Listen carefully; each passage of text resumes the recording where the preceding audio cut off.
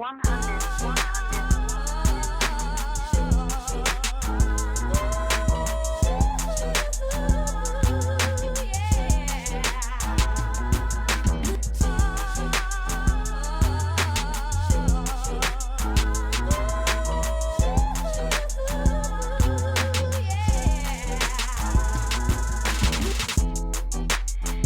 don't know, man. I don't feel the vibe, man. I don't feel like you ain't it, man. Oh, I'm ready, man. You sure? I'm trying not to be angry man today. That's what I'm trying not to be. Go off at this stupid ass all black for shit. It's worthy enough to be angry about. But I'm not gonna go out too bad about it. But are you really angry, or are you angry because maybe some junks that you seen out there like, fuck, man, she out here too? No. I got you. Nah, I just think it's, from a business perspective, I just think it's a bad business move. And, I'm really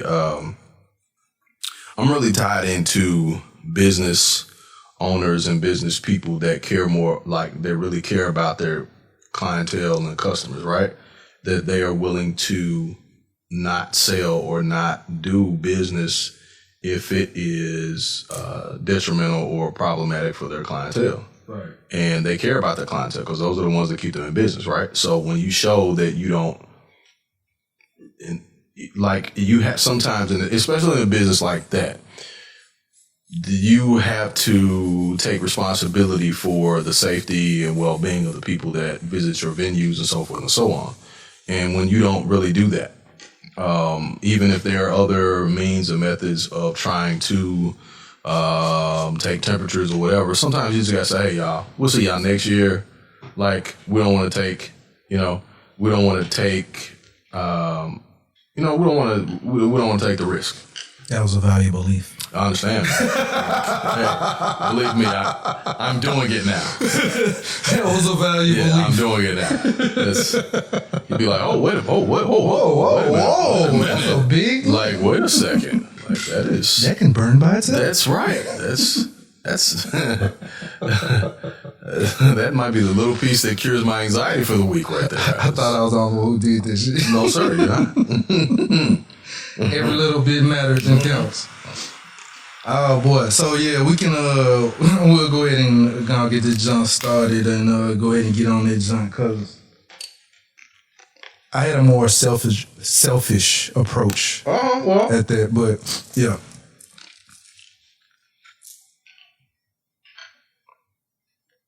You should. That's something to think. It's a multifaceted clusterfuck, right? So it's definitely a clusterfuck. Yeah, it's a clusterfuck. It really is. I don't care what nobody says. It's a clusterfuck. It's a fuck of clusters. Yeah, it really is, man. A fuck of clusters. Like this is gonna be very difficult to come back from. A fuck of clusters. Well, anyway, let's start the show, man. Yes. Let's go ahead and start this joint. What's good?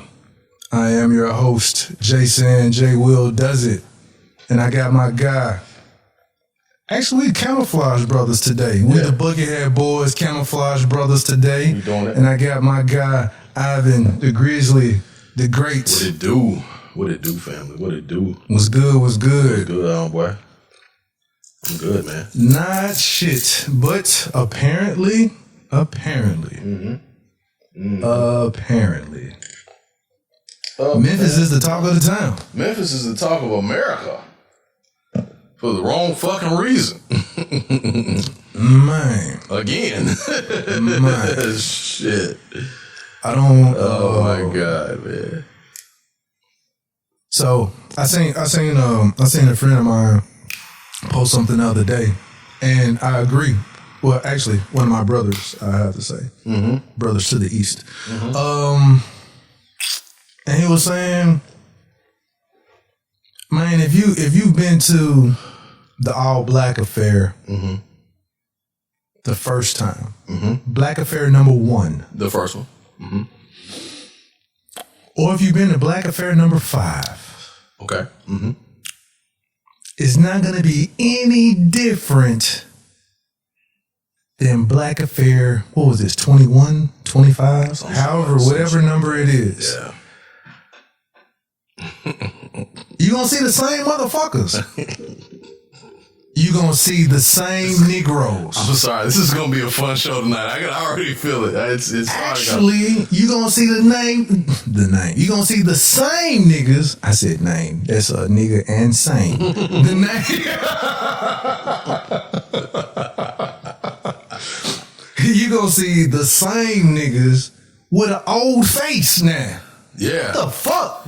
Yeah. Like y'all. Yeah. Like okay. Yeah.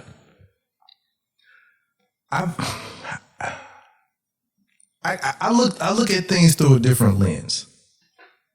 Okay. I don't. How I look at things a lot of times is not like the lens of the masses. Okay. I'm up in my 40s. Mm-hmm.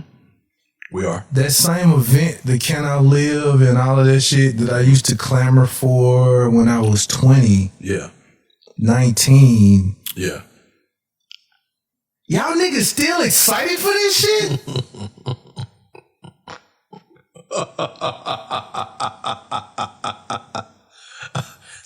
25 years later. I thought I was going to be the one going in. And you beat me to it. I mean, that's coming, but I know where you going with it, though. 25 years later, y'all still excited for this shit. Man, listen. And excited for it costing your life at the same time. Yeah. Yeah. Dude. Yeah. Dave Chappelle wasn't there. Mm-mm. Kevin Hart wasn't there. Mike Conley wasn't there. John Morant was not there. Shane Battier wasn't there. Hell, Ja the Giraffe wasn't fucking there. What the fuck are y'all doing? You know the little baby giraffe they named after Ja Morant.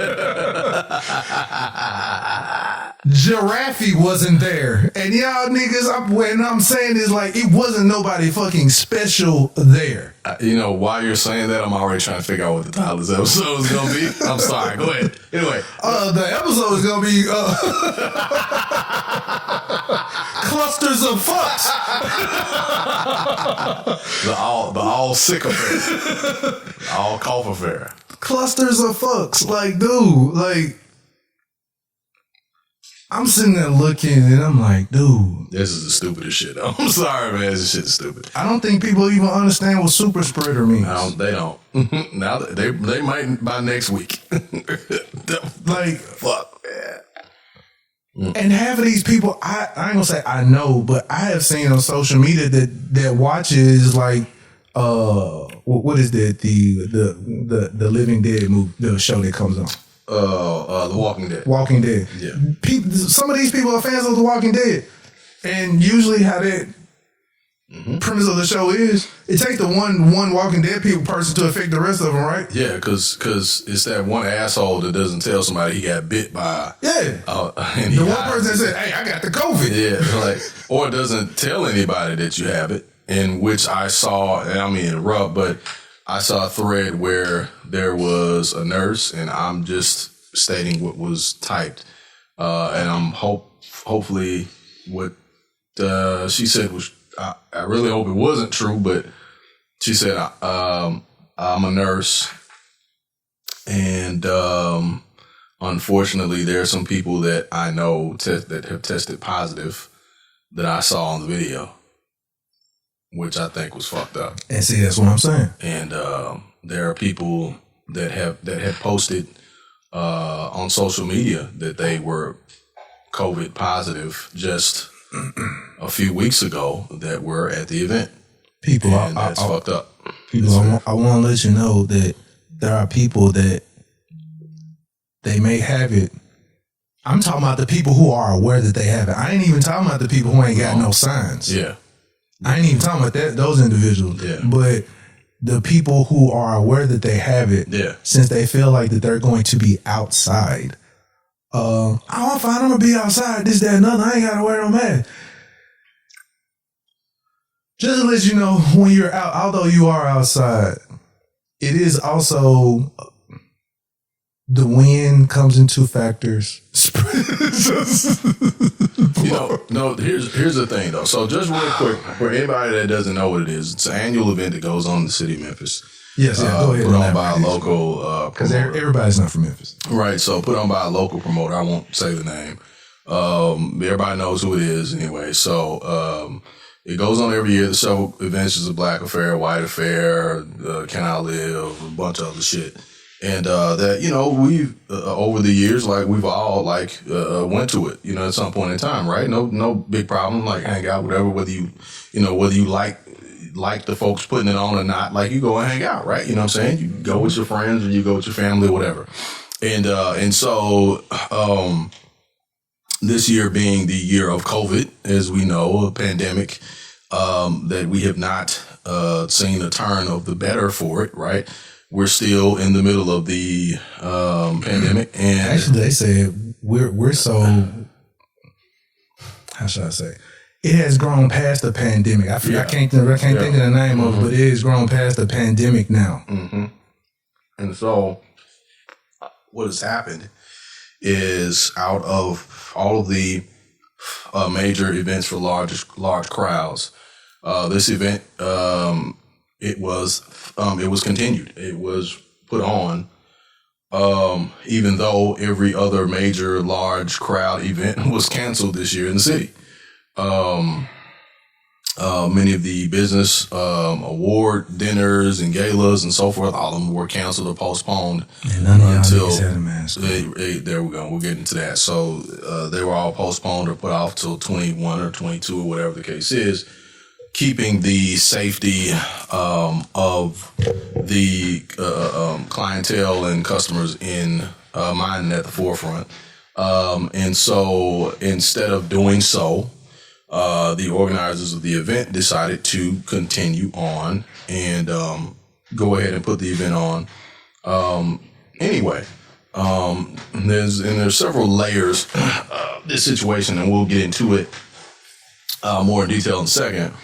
But they continued to put this event on in the city of Memphis, and at the venue there was a bubble that was constructed like a temporary tent bubble type of situation, but the bubble situation really does not kind of work the way it should. If there was a Circus Olay tent. Yeah, and that's what I'm getting. It's not like it was a special tent that sucks out all of the germs in the air. And so let's talk about bubble for a second. So the NBA did a bubble, and so that NBA bubble, there was only a certain amount of people allowed inside of it for a matter of about 3 months, right? Right. If you went outside of it unlawfully, you were suspended. Right. There were several players that did so that were suspended, and several of them actually contracted COVID from someone by leaving that bubble. Right. And so there was an example there of how that situation should work. So in actuality, this really was not a bubble, to be honest, because you have access back and forth from inside to outside. So it really wasn't a bubble. It was some niggas on an awning with some fabric over outside. Yeah. So anyway, and because of the area and the space in which this was, there wasn't a whole lot of space. It wasn't a whole lot of space actually. Right. Because it's on the parking lot of the venue. And so in order to fit more people, they created a larger tent, if you will. And so that is basically what happened. And several hundreds of people showed up. And so they, according to some of the people that attended or the attendees, said that their temperatures were checked or whatever in the case may be. However, lots of people went live or videoed themselves, and there most likely was not a mask in sight anywhere. And people were close. They were dancing and twerking and gyrating and shaking and shit all over each other. You know what I mean? What you do at a party, right? You do that at a party. Right. But in the middle of the coronavirus, we think that that's probably not a great fucking idea. So anyway, this goes on, and the video of said activities not only becomes newsworthy, it goes viral. And we wake up this morning, and of course last night, obviously, the word is spread around the country and obviously around the world at this point because of the internet. And once again, Memphis is at the center of attention for some fuck shit, if I can say that. So, So I ain't all right. So while you going on the soliloquy? No, I'm just explaining, giving people the rundown. I'm done at that point, so we can go ahead. So I get it. I understand. They even have a term for it right now called COVID fatigue. Right. I get it, man. I think we all do. We all do. Yeah. You're tired of being in the house. You're tired of being locked up amongst family members, friends, whatever. You just want to take a breather. Correct. I get it. Correct. Somebody's texting me about it now. I'm sorry. It's crazy. But you're taking this. Okay, so you're leaving a house from either you're in the house by yourself or you're in a house full of 2 to 6 people or whatever like that. Yeah. You move from that environment to go to, and I mean, it's still pretty much enclosed. It's outside, but it's enclosed. Yeah, it's enclosed. Thousands of people touching shit. Yeah. Wiping their face, wiping their nose, touching shit. Glasses. Yeah. Cups.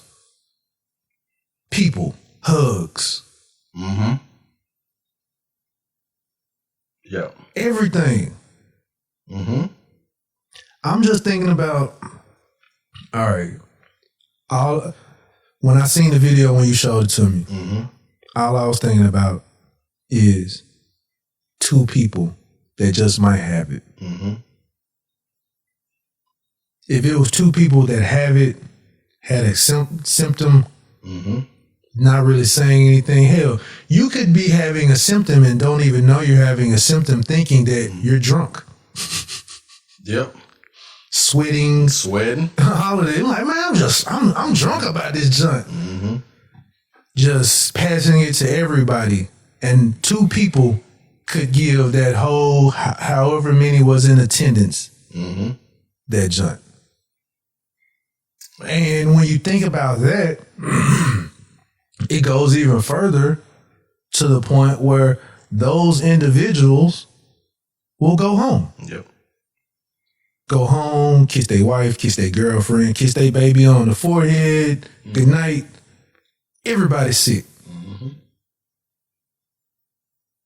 Damn.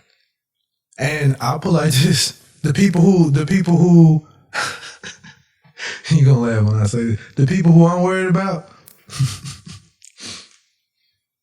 the niggas who can't knock their jumps out no more, man. They're like, man, look at my bitch out here, man. She just living out here foul. This nigga here, man. Just amongst disease and pestilence, she gonna come over here. I mean, and there's some chicks the same way, but like, that nigga ain't coming over my crib no more. But yeah, exactly.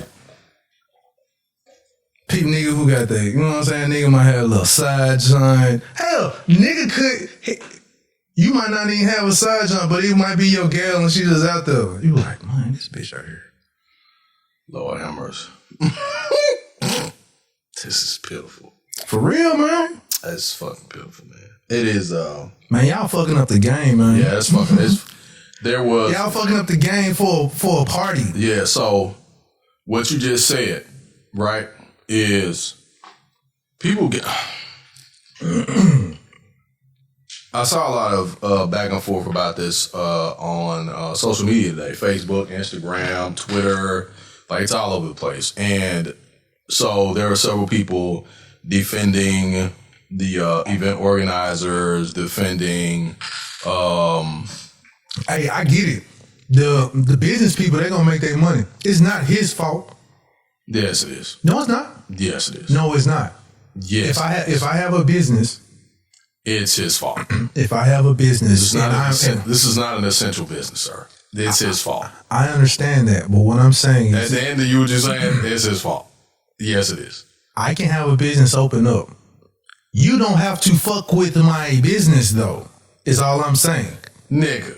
I have a club. There's an open all black affair. You have I ain't gonna say boycott, but you have the right, or you can be like, you know what, I ain't gonna fuck with it today, and no one has to show. You know why I disagree with that? Because he broke code violations by doing this shit. He broke code violations by doing this shit. It was outside though. He still broke code violations because there's too many people. Right? There's too many fucking people. You know, I want to bring it up, but I don't. Well, bring that shit up. This is media. I just saw on Facebook a club owner, or a club was getting evicted. They threw all their shit out. Oh yeah, Dubai. Yeah. Would that be the same thing? Because they were in violation of something, so they went in and took all their shit out. So y'all ain't gonna do it in here.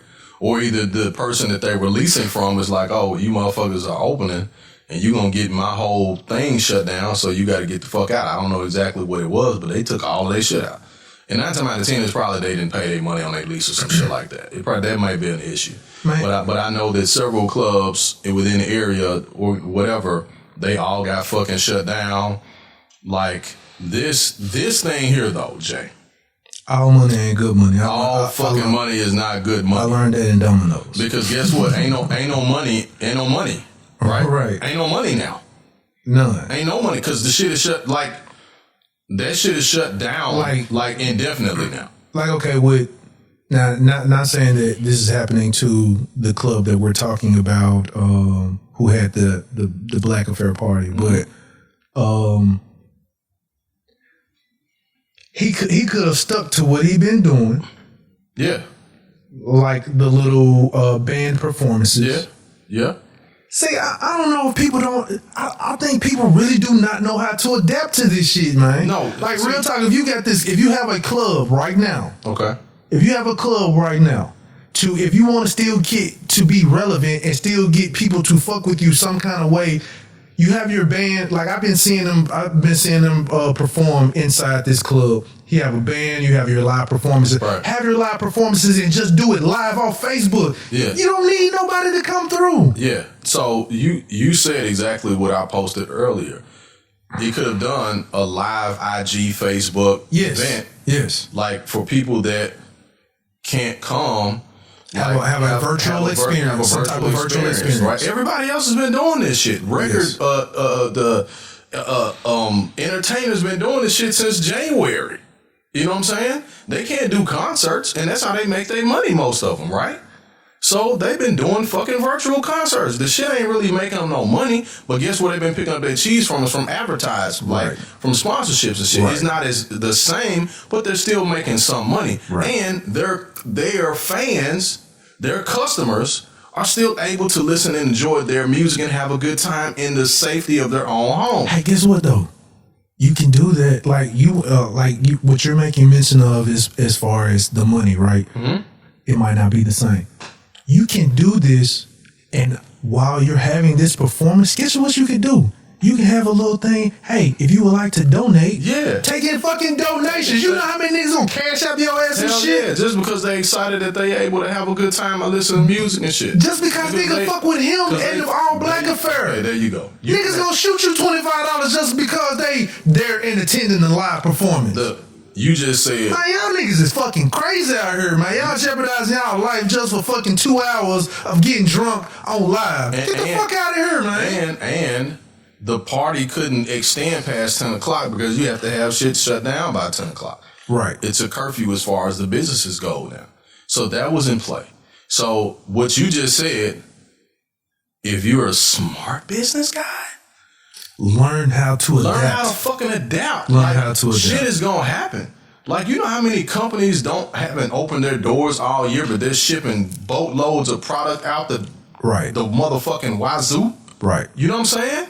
Right. From Bo Bistro to Philip Ashley to whoever. Right. You know what I'm saying? Like they shipping, like they doing business. Because they already got a presence online. Exactly. And it's like, shit. Exactly. I ain't want none of these niggas coming to my store anyway. I mean, exactly. So now, I like, okay, I can't really open like I wanted to. So guess what I'm going to do? I'm going to adapt to the situation because guess what? I'm a good business person. And if I put on events and I can't, like there's several other events that have gone on that they did them virtually. They went around, got sponsorships first and said, hey, we're not able to bring people in here, but we'll advertise your product while we stream this, do the live stream or whatever the case is. We'll talk about your stuff or whatever the case is. There you go. You know what I'm saying? And I'm like, I agree 100%. Motherfuckers would have sent $10, $15 just because they fuck with them. Right. Like because, I know people are loyal to this shit. Because I'm in attendance, you see me in attendance. Hey, what's up, so and so? Boom. Cause they fuck with it. Like, and I'm cool. Like, or I'm like, that's dope shit to me. Or just pay. You have to pay an entry fee to even enter the room. Yeah, it could be $5, but you got instead of having. It's not gonna be $5. No. Listen to what I'm saying. You're gonna get more people to log on, and you'll fit in that fucking building. Right. Right. I could be a motherfucker that ain't been in 10 years. I'll give you $10 just to get on the live and enjoy myself at the house. Right. If that's what I want to do. If I fuck with you like that, I'm gonna do that.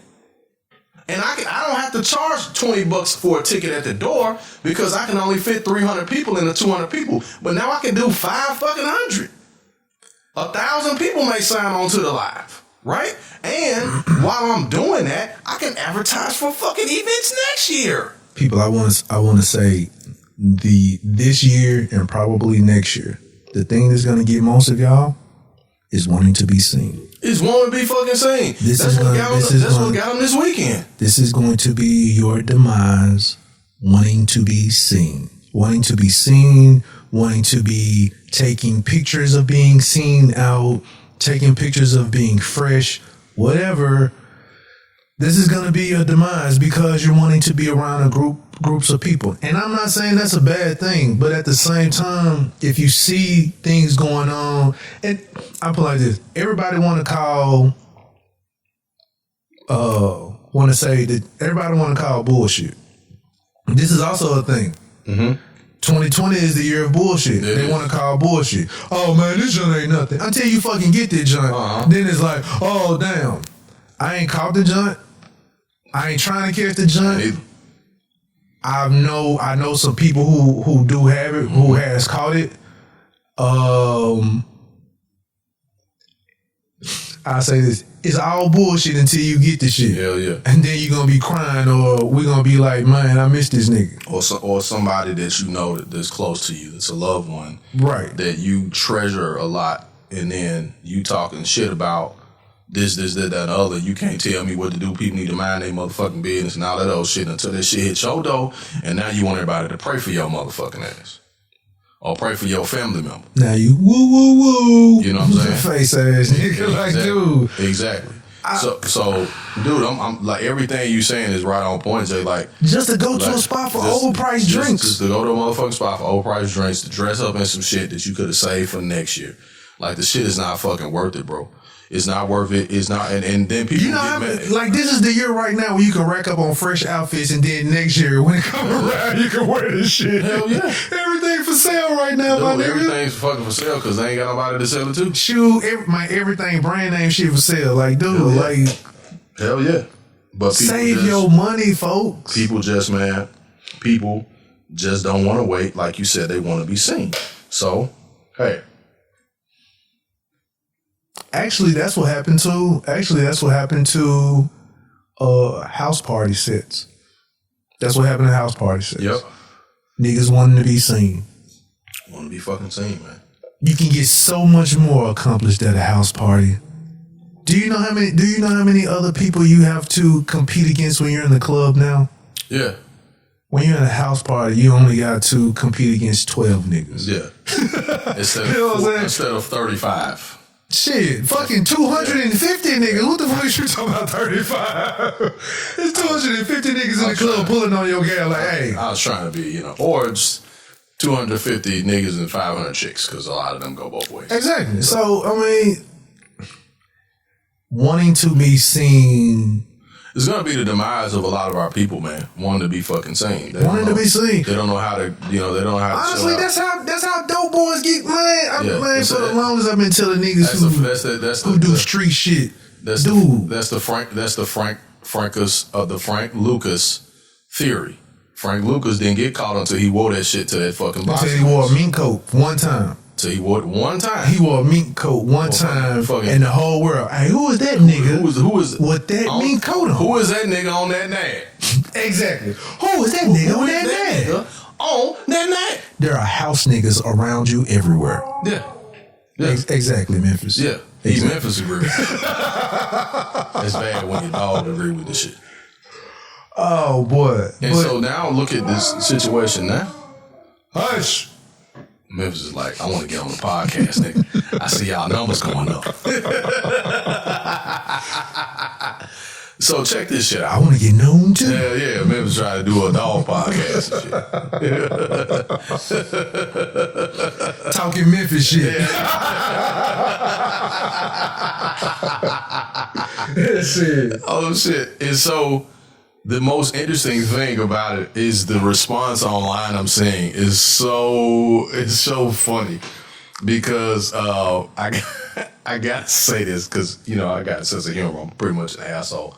As you know, we grew up being assholes. But anyway, somebody posted something about it and nigga, get it out. I said I called a dude COVID Givens, and then somebody they stole my shit, and then now everybody's calling him COVID Givens, and and then my boy hit me up. He was like, "Yeah, that's the perfect name because now that nigga giving everybody COVID." He ain't got it. I bet you he ain't got it. He probably wasn't even there. Shit. He probably wasn't even at that motherfucker. That nigga had his hologram. That nigga had a hologram of himself there, like shit. Everybody, we got DJ such and such coming up in just a second. See y'all in a minute, peace. Like disappearing and shit. Right. You know what I'm saying? I saw people online defending their own bullshit behavior. These are adults. And they were making comments. This is the first and last time I'm gonna say something about this. I be seeing y'all going out places, so why y'all got to say something about where we been involved? Nigga, we ain't going places where it's 5,000 people in attendance, my nigga. Shit, where we going, it's like 12. And then if I think it's too much, I can just go outside real quick. Like, nigga, shit, you go to a place where it's 5,000 people in attendance, you go outside, it's 200 niggas outside. Yeah, right. The fuck? No. Right. No. So, the fuck is y'all doing, man? Nigga, what the fuck is wrong with you? I'm laughing, man. This shit is fucking comical, man. It's got me doing this motherfucking Dracula laugh and shit. Man. So it is funny because everybody wants to check and shit. We from Memphis, right? So, we Memphis motherfuckers, so we check. But then you check these motherfuckers, oh man, you shouldn't be talking about, man, fuck that shit. We gonna get on his ass the way we get on everybody else's ass. Right. The same way y'all get on our ass when we do something silly as fuck. You gonna get your ass checked. Right. And so, man, the thing I think about is this. We have to be understanding of what the times are, as you said, and we also have to be smart than a motherfucker and not put our fucking selves in the line of fire. Nigga, if I'm a promoter and this is my shit, I'm not putting myself on the cross for this shit. Dude, it's automatic. If something go wrong, this shit going bad on me. Hell no. Nigga, we have already lost a DJ. Hell yeah. Exactly. If you've already lost a well-known prominent DJ in the city of Memphis, if you already lost one, you still finna fucking throw parties that require a DJ? Fucking DJ. And if I'm a DJ and I get a call saying, "Can you do this?" I'm hanging the phone up like, "Who? Huh? Doing what?" I'm gonna fuck be that. Hey, No, real talk. Somebody asked me about a job for being an event photographer. The very first question I asked them was, "Hey, what y'all doing about COVID?" Mm-hmm. Before, like, we discussed money and everything. Money was pretty cool as far as doing the job, but hey, what y'all doing about COVID though? Mm-hmm. The question could not be answered. Mm-hmm. So until the question can be answered, I ain't taking the gig. Hell no. What are you doing? It ain't nothing supposed to talk about. No, there ain't nothing I'm supposed to talk about. And I'm talking about, and then people start saying, "Oh, the church has been open and da da da." I'm like, look, motherfucker. That's another man. Listen, I don't give a fuck. My religion is different from a whole lot of people, but at the same time, I have always thought, what is the? You know what? I'm talking about religion, so I shouldn't curse. I have always thought, what is the purpose in going inside the building? There's no look. As many times as I've been young and I've seen church on television, I was like, why ain't more people doing church on TV? Yeah. Why do I gotta leave the house to go into a building to pray and to pray my allegiance to my God? If my God is my God, who I say my God is way bigger than this building anyway. I can praise and worship wherever I'm at. Wherever I am.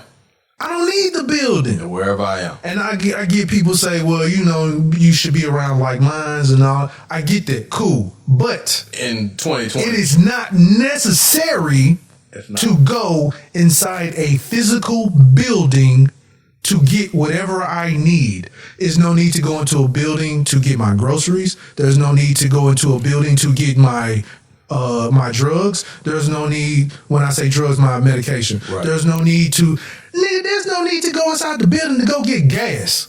There is a self-automated gas station people don't know about. It sure is. Right on Park. Right. It's on Park. You I've been to it several times. You ain't got to get in. You ain't got to talk to nobody. Nothing. You get in, get out, and go. Yep. And it's been there for quite some time. Probably about 12 years or so. Yes. If not longer. Yeah.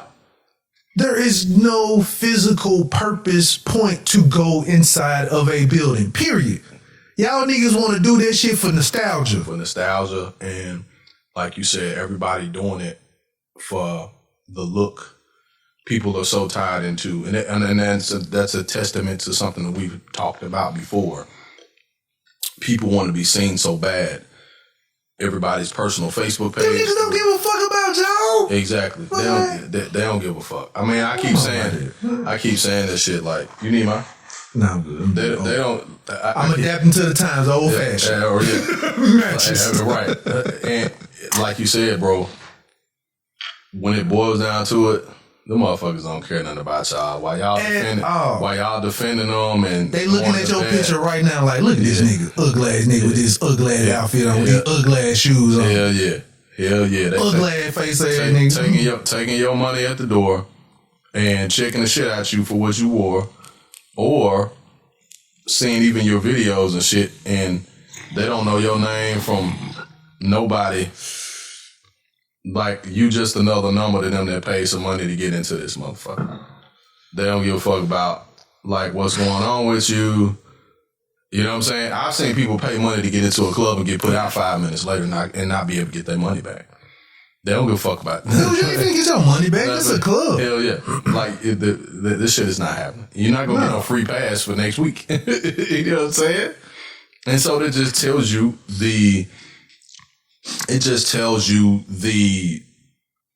about the times, and also about how we operate in our select groups and in our community, how we really feel about each other when it comes down to spending money.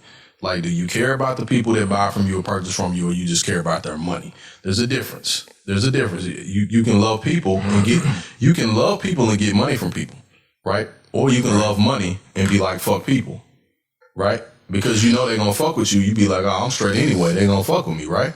But this particular situation, and I've read articles now where the city administration is all upset, which that's another story. I'm going to get to that in just a second. City admins are upset. They blasted The organization, they're blasting even the people that have went, like, they were in violation from start to finish. There's no question about that. I don't care how it's looked at. It shouldn't have happened. However, city leadership has to take some responsibility for this as well. City leadership should have laid out strict guidelines and stuck to those guidelines, because there's some other areas in the city close to there who have been fucking jumping all year. Like, they didn't slow down. Right. And they weren't being shut down weekly. Every now and then somebody would get shut down, but that shit was carried on.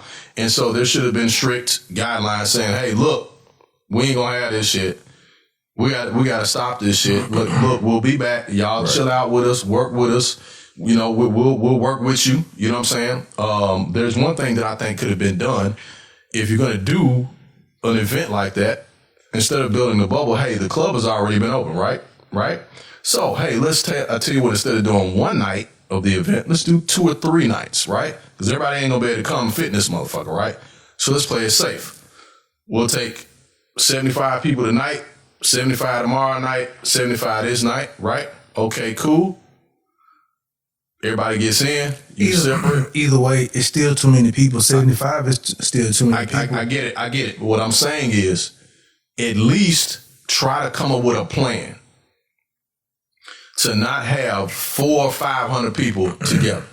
I don't care if it was 200, it's still too many, right? The only way that gentleman have been successful, if you do like they do with Starry Nights out in Shelby Farms. Mm-hmm.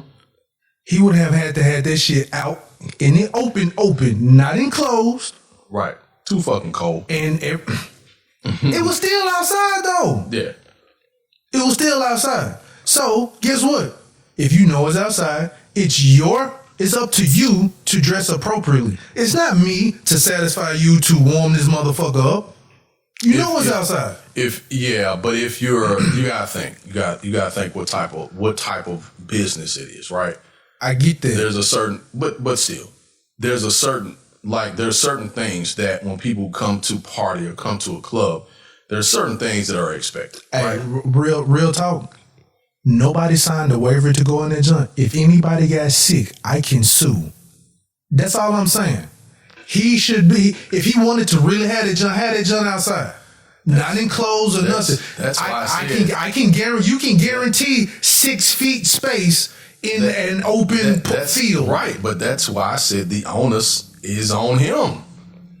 Like, damn, who is that? Her. The artist Her. Her. Okay then. Anyway, I was sidetracked. Excuse me. Beautiful black woman in my face on TV. Anyway, beautiful black woman will always sidetrack. Man, what are you saying? Always sidetrack you. So that the onus is on him. Like, you know what I mean? Like, you putting. That's the problem. That's the other issue that I had. You're putting yourself. I'm sorry. What? Side note. What? I'm weak for big knees. You're weak for big knees? That's sexy, man. Chick, we got big knees. Big kneecap. It's something about the kneecap and the leg. Yeah. If they bend their knees or something like that. Yeah. That should be sexy, though. Yeah. That shit is like, that shit I don't think women realize that, but it's like, some do, because they'll stand a certain way. Yeah. But there's others, like with her, she had big knees, so it's like. Or like you can see, yeah, you know what, nigga, I thought it was just me that thought that shit. Cause I saw a picture of a chick, and she was like sitting on the couch or something, and she had like her knee bent, and I was like, damn, sexy. She got some sexy ass kneecaps. Like, what we sound dumb in the motherfucker. Some kneecaps. I don't know. But yeah, I was looking at her knees, and it's still not dumb as going to the Black Affair. So shit, I can sound like that if I want to. Yeah, I'm taking jabs. Fuck y'all. I was talking to my nigga, and he was like, man, dude, I'm mad at the motherfucker because I seen a couple of jumps that I've been in the DM and they was at this shit. I'm like, nigga. He's like, now I can't fuck with it. He's like, at least I gotta wait 2 weeks. CeeLo Green. Okay, I gotta stop because I'm start checking this motherfucker in a second. That shit's from last night. But anyway, the Soul Train Awards. Yeah. But I'm with you on that shit. Like, you really gonna have to wait like 2-3 weeks Yeah, before. you gotta wait 3 weeks. You gotta wait 3 weeks. Before anything, like you gotta wait 3 weeks and then text them out. Like, hey, you good? You straight? I'm good. I just been sneezing a little bit. Click. Hello? Hello? Hello? Or they be like, yeah, I'm good. You're like, whoa. Click. Hello? Hello? This motherfucker. Oh, you know how you know how. Okay, all right. You know how Sprint be tripping. They be dropping calls. You motherfuckers, man. All right. Jay! Pick up this damn phone. Jay! Oh, man. Speaking of pick up the phone, where are you? Who's there? Did you see the Mike Tyson fight, man? I saw the whole night. And I'm only speaking about when I say that. Nate fucking Robinson, sir. Night Robinson. They call him Good Night. Good night. Night Robinson. His ass got put in the bed. Goddamn. This nigga got knocked out 3 times.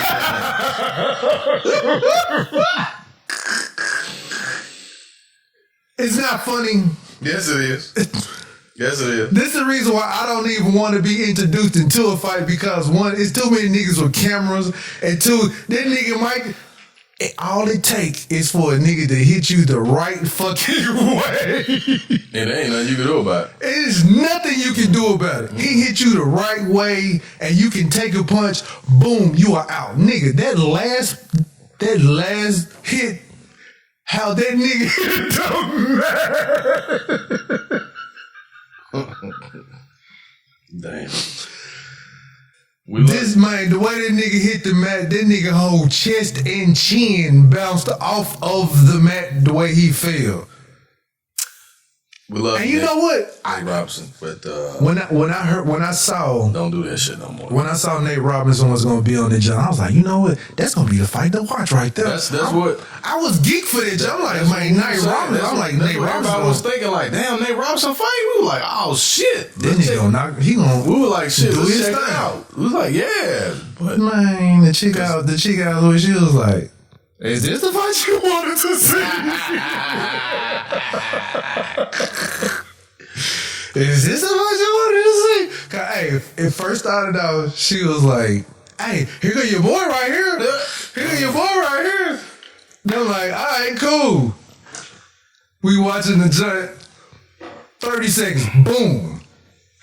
man, I just Has he boxed before? I was like, well, now I'm up here explaining for this nigga. For a nigga I don't know. He's like, well, see, he plays in the NBA. He's not really a boxer. He's really not a boxer, first of I was all. trying to explain this shit for him because Then while I'm saying this, explaining, knockdown number 2. So what are you saying about this nigga again? I'm like, it's like, look. give a man a chance. Boom. Oh shit. Well, he didn't get Third time, this nigga was knocked out like Roy Jones last fight in Memphis, Tennessee. Roy Jones was knocked out for like 48 minutes downtown. The fight was over with. 48 minutes later, Roy Jones Jr. was still laid on the mat, face down. You know how I know what this man just said is not lied out? I was at that fight. I was watching it from the Jumbotron down on Bill, like, this nigga still on the mat. I was at that fight. And I was at the fight. Me and my date were at the fight. And Oh, boy. this dude got knocked the fuck out. And he stayed on the mat until the arena was empty. You know you knocked out when your ass is up in the air. Roy Jones' ass was up in the air, face down. He was helpless. He was on his back. He got hit, he fell, and he hit his head on the mat. He was laid on his back. Now he actually I'm sorry, that was Nate Robinson. Yeah, Nate Robinson. Yeah. But when Roy got knocked out, Roy, he hit the ground and he hit his head on the mat. So that it was additional shock. And then you could tell he was trying to get up because he was moving his head to try to move up. His body did not move. And we were like, it's over. And the crowd went crazy because we were not expecting to see Roy Jones get his ass whooped like that. He was a champ at the time. You know what I'm saying? That nigga was moving like he was stuck in the sand. Hell yeah. And so all that body headbanger shit just went right out the window. You know what I'm saying? And watching Nate Robinson get his soul knocked out of his body. And to hear Snoop Dogg say, "Oh Lord." Snoop Dogg needs to be the commentator for all boxing matches from now on. From now on, Snoop Dogg commentary. Dude, all day. Snoop's color commentary was so... It wasn't just funny. It was it's what we think when we watching this shit. He was just saying everything we think. He like, all right, Nate, come on, Nate. We with you, Nate. Come on, Nate. Let's do this shit, cuz. Let's do this shit, nephew. Come on, let's go. Oh, Lord. He was like, that man said, tuck it in. Tuck it in. Just, oh, Lord.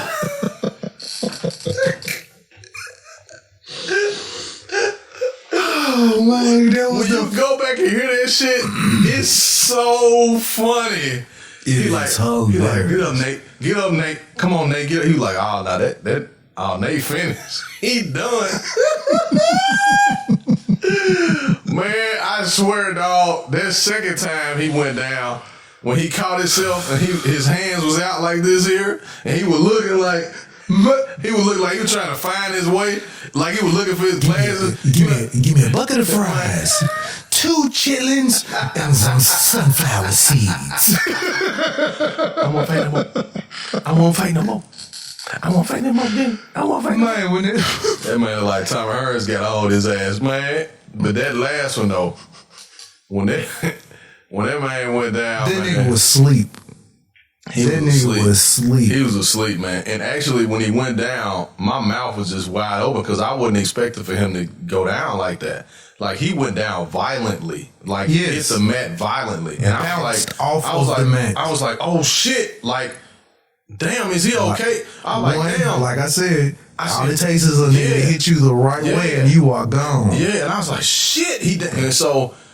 2, Nate Robinson, protect your fucking chin, dude. What the fuck are you doing, my nigga? He was not. What were you doing? He ran into those punches. Basic if he did any type of training, lesson number 1, they always tell you, tuck your chin and protect his chin. Like, Nate Robinson come, lunging, open chest. And he's shorter than this guy, so his reach is not as long, right? Exactly. It's not like Jake Paul's that good of a boxer. He's a piece of shit anyway, right? So, you know what I mean? He just basically caught Nate slipping. Like, he's like, oh, hell, this man lunged at me, and he ain't got nothing. He ain't blocked. Oh, let me just bop his ass like right here. You know what I'm saying? All he did was the step back jab. So he's like, yeah. You know, and like Nate is like swinging for his entire life. And then what's fucked up about it though was even funny. Let me say this to all black folks out there. I'm just talking to black people right now. I'm not talking to anybody else. I'm just talking to black people. I'm sorry, I'm still thinking about this fight. Do not. Hold up, wait a minute. Have you seen the memes, man? All the memes are gold. Nate Robinson testing out beds. They testing out beds. They got Simba trying to wake his motherfucking ass up.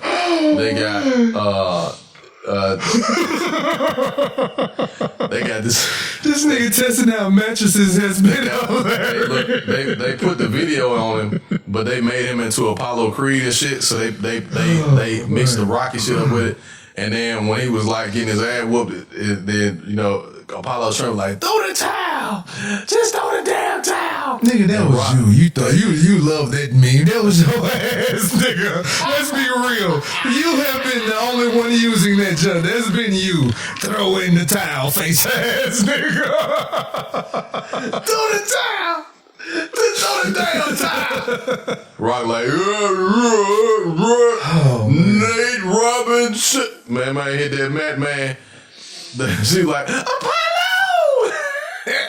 That man hit that motherfucker, man, hard. I said, shit, he dead, y'all, he dead. And my homeboy was watching and he was like, oh, shit. And he just erupted into laughter. But I'm sitting there with my mouth open. I'm like, this nigga dead. I'm like, why y'all laughing? Because I was like, He ain't moving. I got scared. I was like, damn, all this man get killed on live fucking global TV, dog. He laid out like the last Manny Pacquiao fight. That fight, Manny Pacquiao became a meme too. He got his ass. Him and his baby. You remember they had a baby or something? That's a meme.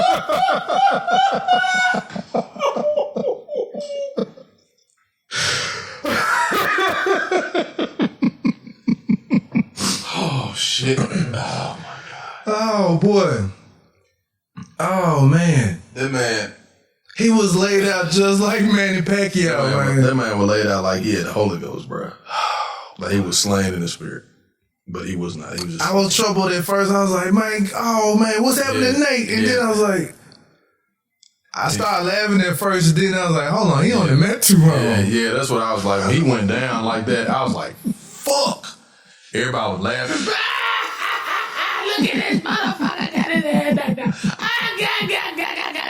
And I was like, shit, dude, still, he ain't moving. I was like, the ref was waving for folks and shit to come, and man, they was slow as hell getting to the ring too, man. I was like, they want this man to die, dog. I'm like, damn, we in the corner, and they only had 2 people in the fucking corner, so they took their time. It was like they walked up like, yeah, we told this motherfucker, so we're gonna let him lay down here for a while until bitch ass got your ass knocked out.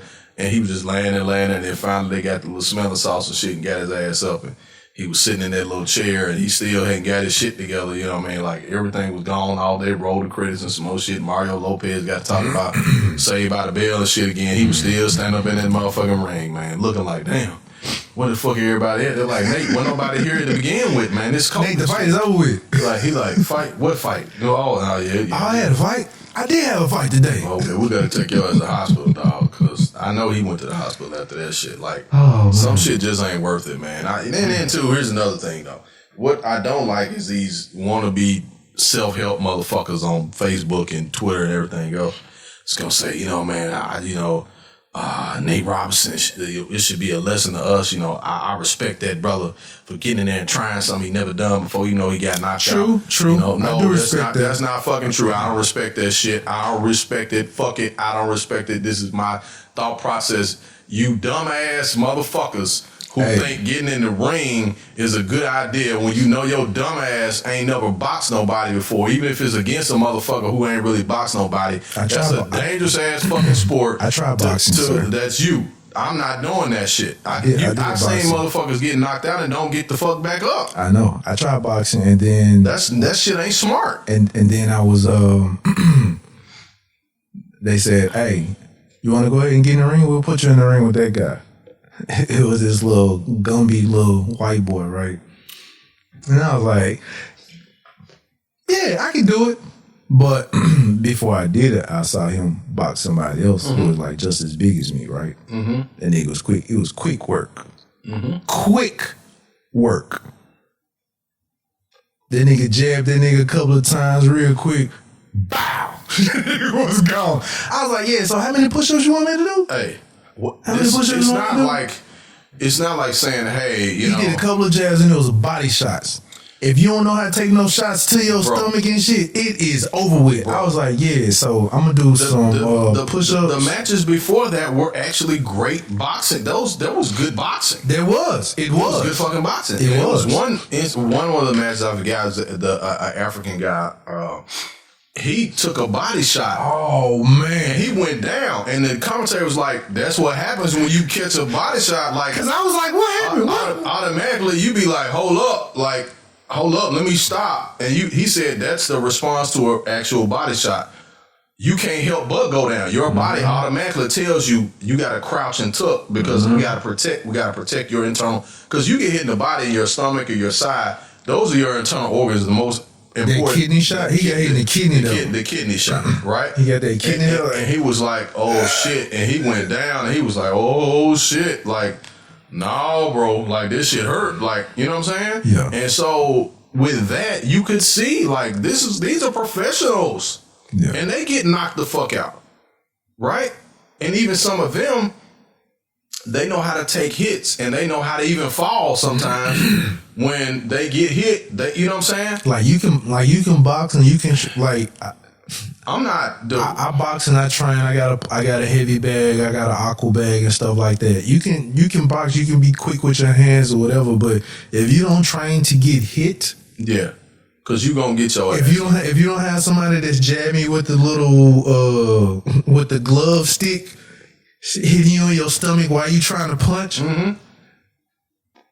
It's a different type of feeling when you're swinging to hit and somebody hitting you in your chest, or you hitting the heavy bag and somebody hitting you in your stomach. Do you know? What did one of the greatest fighters and champions of all time say? Mike Tyson said, Everybody got a plan until you get hit in your fucking face.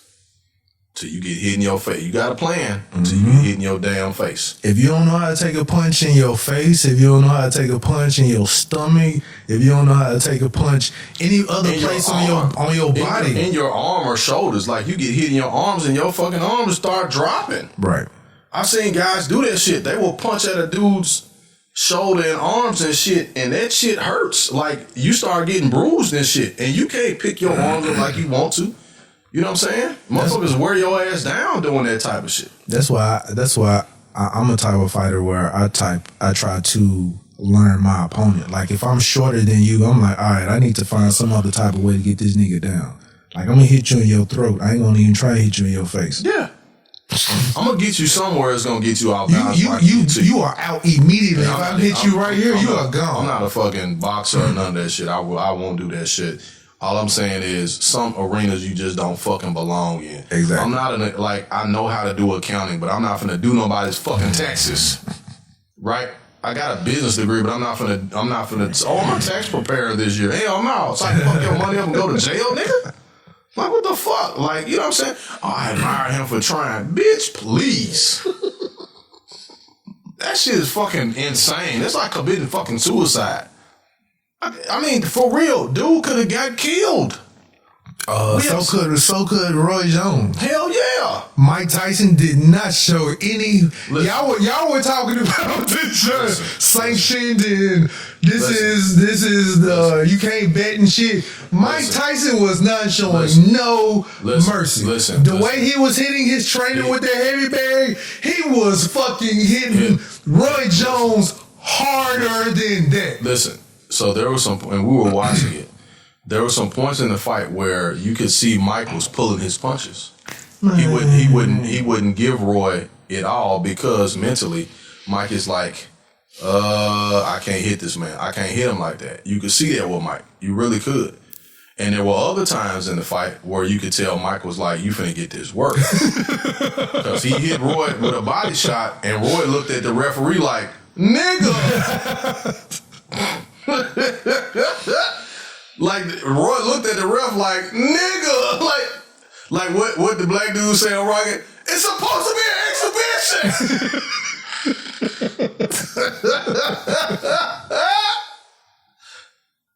That's the title of the show. It's supposed to be an exhibition. Man, Drago whooping Apollo ass so bad he was bloody and shit. They're like, damn nigga, this Christmas. You killing this man. When Roy looked at the ref like that, and not to mention, I have to say this, Roy Jones is one of the quickest boxers in the history of boxing. Footwork, all that shit. Roy looks slow as fuck. He does. He looked so slow. Man, he had his legs were not under him. People were talking that shit, man. Roy, you know, that nigga was. He looked slow as hell. He did. He looked like an old man. Mike Tyson was ready. I'm gonna tell you, Mike Tyson. I'm gonna tell you a couple of things that I knew. I was like, you know what? The way that nigga was turning around so quick, he was like. But check it out though. When Roy walked out, they were introducing. When Snoop got done, they were introducing, and Roy kind of walked from side to side, and then he kind of trotted on out there. When they called Mike Tyson's name, Mike Tyson walked out the back and walked his ass straight to the ring. I said, "Oh shit!" That's old Mike Tyson. That's old Mike. Like, I'm going in here. Iron Mike. We finna handle bit. Like, ain't no dancing, ain't no introduction. They were like, Iron Mike. By the time they said Mike, he was halfway down the aisle ready to get to the ring. He walked in that motherfucker. He wasn't nobody whip. I said, damn. I said, you know what? That ain't no good sign, dog. I said, that ain't no good sign. Mike did it. And then the new school Mike is talking to, was it Jim Nance? Not Jim Nance. He's talking to Gray. Jim Gray. Yeah. And he's laughing. Right. He's cracking jokes with Jim Gray. Right. I said, in 2020, Mike Tyson cracking jokes, that's not a good look. Because he ain't worried about shit. Mm-hmm. He's not concerned. Well, okay, now this is the business side of me where I'm looking at the big picture. He ain't worried about it because all of that shit, this is yeah. God damn. That's why I said Tyler Perry, man. He be having some bad motherfuckers on his show. But they can't act worth for a They damn. can't. I really don't even care. I don't care. I like watching that shit. But what was that? Oh, Tyson. So the big picture, all of that, Mike Tyson pocket. That's like what looking at Floyd Mayweather. Yeah. The money team match. Yep, it's all Tyson stuff. That's all Tyson's money. Legends League. I think it's a Legends League. Legends League. That. Yep. The only person they had to pay was pay-per-view. Yep. That's it. Yep. That is it. Yep. Smart Everything shit. else was Tyson. Smart shit. So when they said a draw and all of us got mad, he ain't fucked up about the shit. Like it wasn't either. I didn't realize the rule. It really can't. It wasn't. It was going to be a draw anyway. It's going to be drawn. And see, what's going to happen is that was just the first one. It's going to be several after this. Right. Semi-retired, retired fighters are going to be able to come in and kind of show their thing that they can still do it or whatever. And it's not going to be built up as big as some of the other ones, but it's going to be entertaining because guess what? Now people are going to pay to watch this shit just because it's exciting. He had he probably he had his own marketing team to market it and promote it. Triller, yeah. Triller, yeah. You got the Triller, all of that, and he's pocketing everything else. So he ain't fucked up about that. The cannabis company he's affiliated with and all that shit, like hell yeah. Weed Maps. Hell yeah. I was like, Weed Maps? Because I looked at this, I'm like, this is sponsored by Weed Maps? Bet. Okay. And people who know, you know. Weed Maps is an app that locates, you know what, police might be listening. So never mind. Hold up. Time out. It's illegal in California. Right. It's legal in several states in the United States. It will be legal in Tennessee. It's legal in Arkansas. It's legal in Mississippi. So it's an app that's pretty much that lets you know of all the legal spots that sell certain strands, things like that. If you're looking for a certain strand, you can go on Weed Maps and you can put the strand. And it's like, hey, it's over there and around the corner. I'm like, bet. All right, cool. So I thought that was dope when I saw that. Fuck, like, I mean, shit. I mean, it's business, and I need to go visit Tyson Ranch. I want to go visit Tyson Ranch. I would love to visit his ranch. I would love to visit. What you just said about the business aspect of it is so important because now you have black boxers owning their own shit. Right. For years, Mike Tyson got taken advantage of by Don King's motherfucking demonic ass, right? Don King took advantage of a lot of boxers, in particular a lot of black boxers, over his career. You know what I'm saying? Like he took advantage of them big time. Just everybody knows the story. So them being able to manage and own their own content and their own shit is big time for me. That's why I got respect for LeBron James.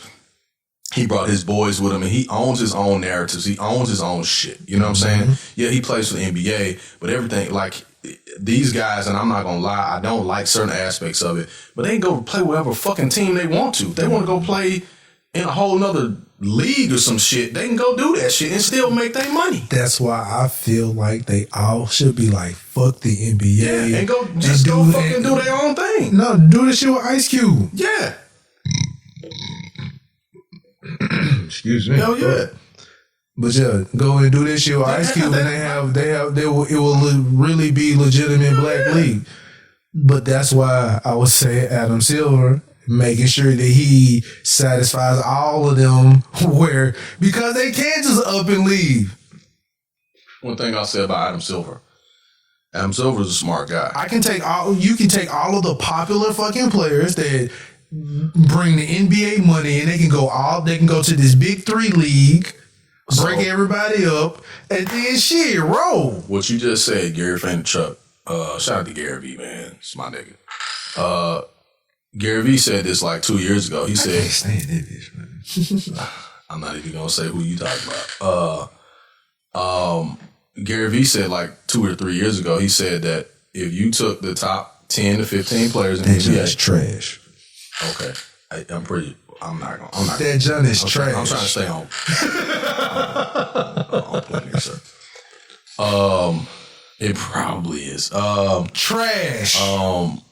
He said if you took the top 10 to 15 players in the NBA, they could leave the NBA and go start their own league, and other players would follow them. Why? Because nobody wants to see fucking Matt Geiger and Todd McCullough play basketball. Nobody wants to see at all fucking Pat Beverly. Nobody wants to see fucking Pat Beverly play ball. I'm serious. Like, Pat Beverly's not one of the top players in the league, right? Nobody wants to see fucking Mark Gasol play basketball. The only people who we will see will be like the rookies. Yeah, the rookies who come through, like, oh, okay, but eventually once they get a name for themselves, they're gonna go somewhere, and it's gonna be go from Big 3 to Big 5. Yeah, you know what I'm saying? Yeah, like nobody wants to see fucking Sam Upshaw get drafted at 42 years old. You know what I'm saying? And go out and be tired in like 3 minutes and miss all his fucking jump shots, right? Right. Nobody wants to see that shit, right? Even though there'll be guys that still go, so is the NBA is my shot, and go make $200,000. Like, oh yeah, cool, but in 10 years, the league won't exist. You know what I'm saying? People, if you have not began to realize it now, I'm here to let you know that we have been cool for a long motherfucking time. Mm-hmm. We have been, although we have our money, how should I say, we haven't been paid like we weigh. Yeah. In this joint. Mm-hmm. If you haven't been paying attention, we have been waking up and starting to realize, hey, y'all ain't been paying me like I weigh. And guess what? And since you ain't paying me like I weigh, I'm finna go over here and show you how much I weigh. And as a matter of fact, Dave Chappelle showing niggas how much he weigh. Hey, dog.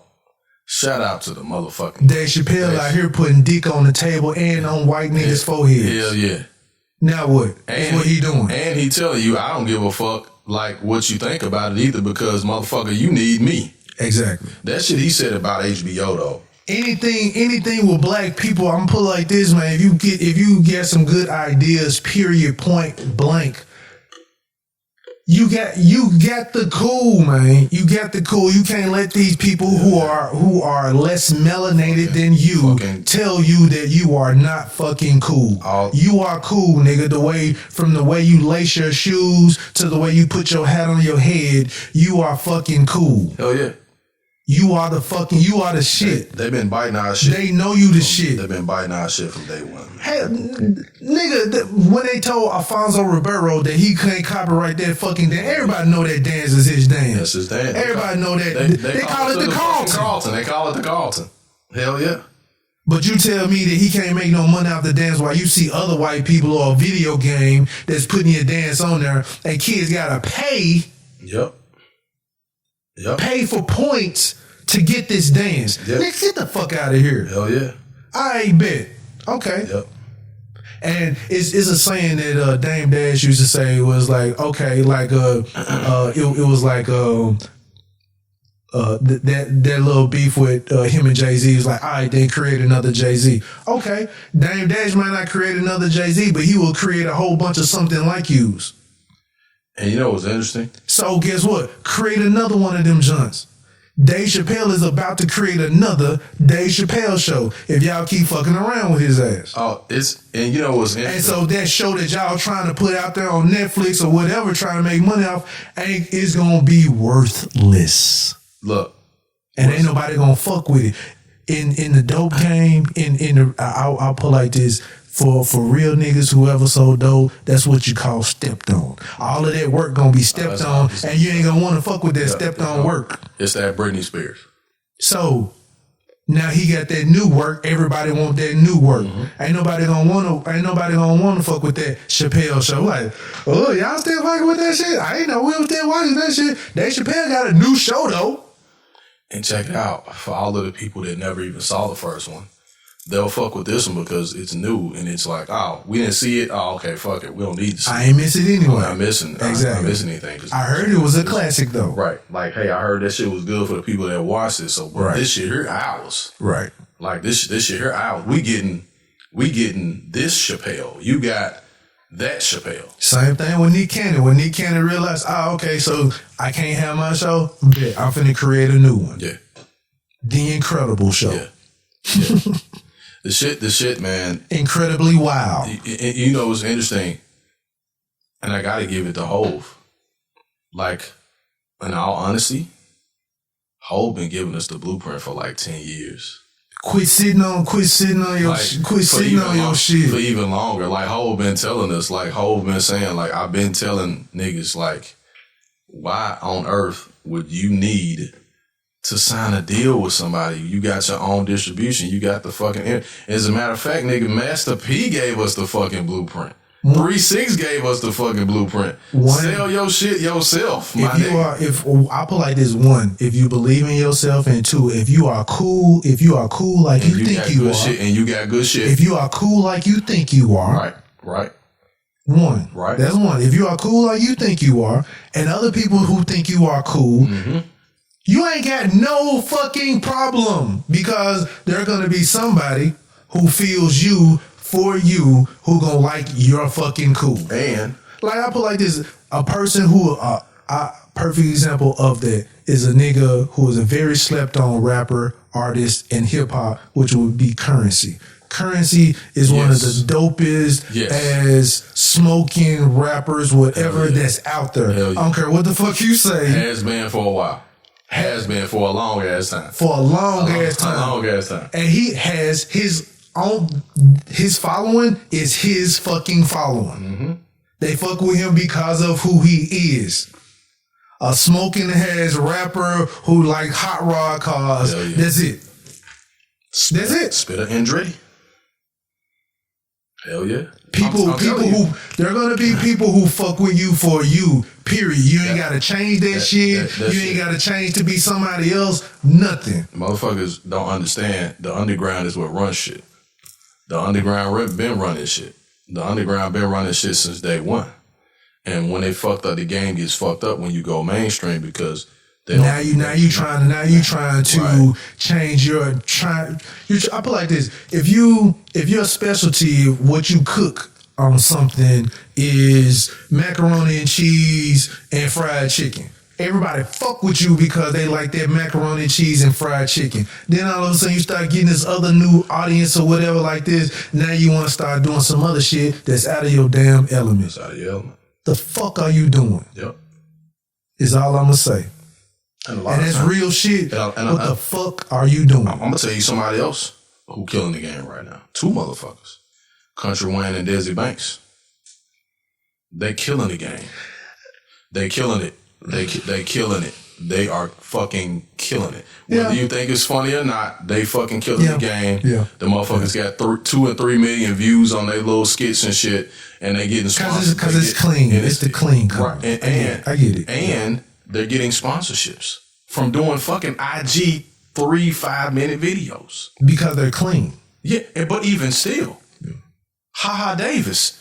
I looked at that man's story. That shit almost made me cry. That man said, man, I was working at fucking Popeyes 5 years ago, motherfuckers. Like, do you see that shit? That man said 5 years ago. Nigga, it wasn't 10. It was 5 years ago I worked at fucking Popeyes. That man said, I left work. My boss told me, nigga, if you leave, don't fucking come back. And basically, you ain't gonna be shit anyway. But people, I will say this disclaimer, people, all of y'all ain't funny, my nigga. No, for real. Like, it's only for the people who know they can do it. You have to really know that you're funny, really know that you're cool, and have your own, like, people gonna fuck with you, period. Just like it's at the end of the day, I heard Damon Dash talk about this all the time, and it's real shit, street shit. If you got good dope, nigga gonna fuck with good dope, period. I don't give a fuck who you are. You don't even like who I am, but you got good dope. I'm gonna fuck with your ass. Period. And when we say dope, and you can take that any kind of way. Dope is music, content, photography, paintings, whatever. That's right. If it's dope, like it got Philip Ashley chocolates. That's good dope that he provide all the time. Exactly. And motherfucker be like, man, I don't like this motherfucker, but I sure like the shit they sell. That shit dope. That shit dope. Good dope. And just like this fucking podcast, our shit is dope. Good dope. We know it's fucking dope. Good dope. You gonna find out later. Hell yeah, because people already said like, man, that shit. You gonna find out later. Yeah.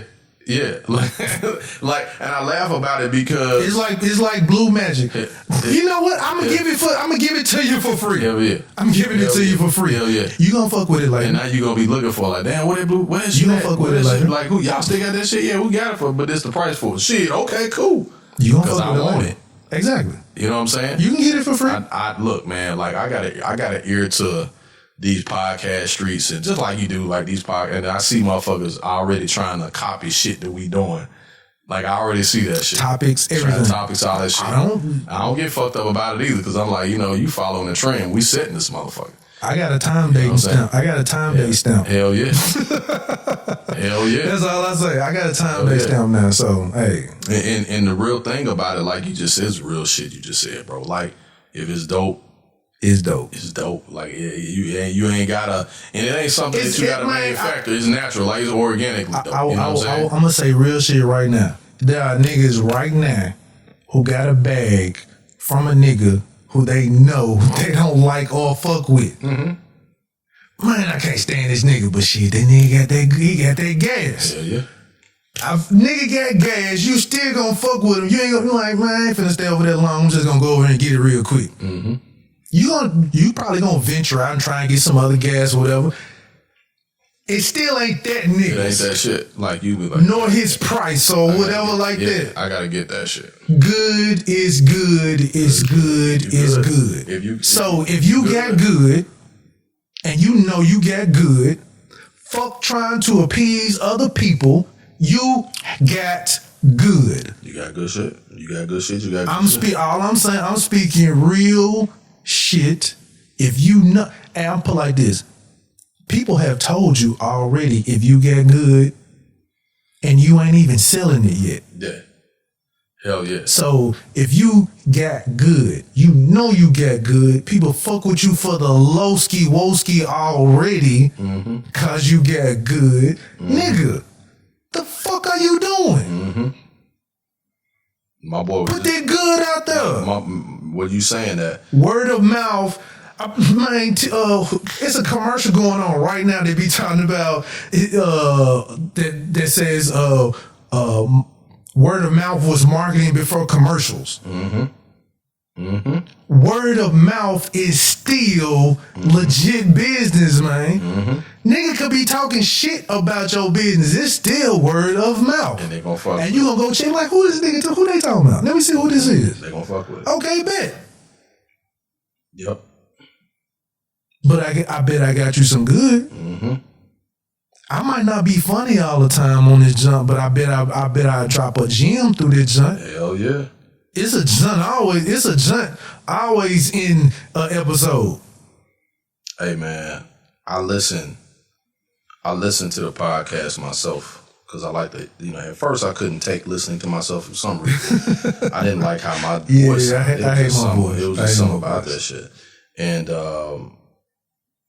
after a while, I got used to hearing it, and I was like, "Damn, I actually sound pretty fucking good." Like, damn, that shit. So we patting ourselves on the back. Hell, fucking yeah. What the fuck you talking about? This shit's dope, man. Like, I listen to this shit. Like, I listen to all shit. Like, you gotta be able to. You gotta be able to dig your own shit. Like you can't. Everybody else can't think you don't. Be a fan of yourself. And you gotta be a fan of yourself. Be a fan of yourself. And so, hell, be a fan of. I put like this: whatever it is you do, you gotta be a fan of the genre that you're doing it. Yeah. Like if you're doing music, don't be like, shit. I'm just putting some music out. No, nigga, are you a fan of rap? Because if you're a fan of rap, you ain't finna put bullshit out. No, not at all. If you're a fan of R&B, you ain't finna put no bullshit out. And see, because you are a fan of it. Being a fan, and then you. If I'm a fan of a podcast, I ain't finna try and put bullshit out. I'm still finna give you dope shit for free until niggas see what the fuck I got. And you like, you know what? I'm gonna have to give this nigga some cheese just so I can put my sponsor out here real quick. Exactly. Or hell, you know what? I'm gonna put this nigga on this channel real quick. Yep. Because it is pretty dope. Mm-hmm. Yep. That shit's crazy, man. Or let me give this nigga some outlets where they can press up some shirts or some whatever for merchandise shit. Yeah. Because dope is dope is dope. Yeah. That's all I'm saying, man. Hey, I got something to say real quick.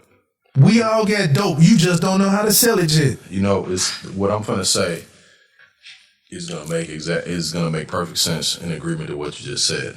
I'm looking at a post. I had a post that I put up. Actually, I ran an advertisement last week for my business, and as I was advertising, I was advertising on Facebook, and I noticed a motherfucker that did the same thing I did decided to post his shit under my post, under my advertisement, right? Mm-hmm. And so when I saw that, I was like, damn.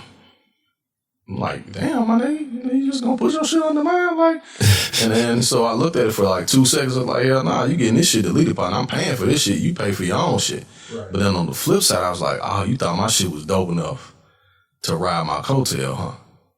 So obviously you done heard about my shit before. So you want to ride my coattail. That shit was kind of a pat on the back to me, even though I let him do. I deleted that shit. Like, nah, partner, you ain't paying me no money. Go do your own campaign. Right. So I'm paying for this shit. So if you want to get a hold to my audience, nigga, hit me up and we'll work some shit out. And you can send me some cheese and then I'll help put you on. If that's the type of shit you're trying to do, right? I'm not patting myself on the back. I'm just saying, right. I'm looking at your actions, right? So I'm scrolling and I see a post that somebody posted and I see a cat put his business shit under the post, right? Which I think, in my opinion, is tacky as fuck. And so, hold up, I'm talking about both sides. In my opinion, it's tacky as fuck. Like, if I'm a businessman, I don't need to hop on your shit to promote my shit because I'm going to promote my shit myself. At the same time, you really must think my shit dope to tag your shit under my shit. Yeah, you got to look at it like that. That's what I'm saying. That's what I'm saying. That's what I'm saying. Because now, that's what I'm saying. It's an ad within an ad. Right, exactly. And I get that. But me, if I'm paying for this shit, nah, bro. Yeah. Inbox me and you want to partner up? Show me what you got. Let's do it like that, right? Don't just coattail. Let's do it like that. And if I see, because I see you hustling, like I respect the hustle, but you got to pay the hustle with me. Well, that's just like when I was in. That's just like when I was in the podcast, and I was just randomly putting out off on a tangent within the chat room and shit like that. But Off on a Tangent was on the podcast, well, though. Yeah. Right? One half of Off on a Tangent was on the podcast. There was already an understanding. Shout out to Trigger 901. Shout out to Trigger 901. Shout out to those ladies. Dope ass podcast. Ready to hear that shit again. Always. Like, I ain't got a problem, right? Because on Trigger 901 had my nigga coming out like he was going to the Kentucky Derby or some shit. That's fucked up. We were doing really good. I'm like, what the fuck this nigga got on? This nigga got dressed? I'm representing the brand, homie. This is true. I was like, but nigga, you don't even get dressed for the brand. I was like, hold on, man. We ain't recording video. I'm like, man, this nigga don't even get dressed up for the I make sure my voice is right before I show the fuck up. Yeah. Okay. Now, when we start doing live shit, I'm going to be flying this motherfucker, right? I got you. You know what I'm saying? And when once I figure out this whole setup, which I'm sure is quite simple, but yeah, we'll be doing live very soon. Hell yeah. We definitely gonna go live for episode 100. That shit is stupid. That shit gonna be fucking I'm sure stupid. It's gonna be way before then, but yeah. But I'm saying we'll have a celebration. That shit gonna be stupid. Like, hopefully this COVID shit be gone by that time. That shit gonna be crazy. Then we got way off on the tangent. Did we get finished with the Tyson Roy Jones fight? Combo? Yeah, we did. We done with that? Yeah, we done with that shit. Because they were done with that shit quick, so we done with that shit. I will say Roy Jones is not satisfied with the whole simple fact that it was a tie. But nigga, I know you did not think you won. Nah, he didn't win that shit. I know you did not think he won. Even if they were picking winners, he was not gonna. Man, I'm looking at that nigga body, man. That nigga body looks sad. Like his body was, it was in the face of a sad face. Yeah, Roy was slow and shit, and you know what I mean. Like Roy wasn't moving fast, and I get it, man. Roy's 51 years old, but Mike's 54, and Mike looked like a fucking bull, man. Like Mike looked like he was ready to beat some ass, dude. Like, you know, and everybody wants to see that Mike Tyson again. You know what I'm saying? Like everybody wants to see that Mike, you know, and I get it. Like everybody wants to see that Mike, but you know, we're not gonna see. Like, we ain't gonna see that Mike, you know, because they ain't gonna let that Mike. You know, and Mike is not gonna let that Mike. I think that's why Mike ain't trying to fight Evander Holyfield. Well, again, think about this. Did Lennox Lewis sign up to fight his ass? Did Holyfield sign up to fight his ass? Like Holyfield. Holyfield wanted to fight him. Well, but looking at Holyfield, it was when Holyfield was working out and shit. It was like, nah, Roy Jones, nah, this nigga, nah, yeah. Mike Tyson, I'm ready to fight you. 8 rounds. Let's get it. Like, you know what? Let me stop before this nigga called me in the face.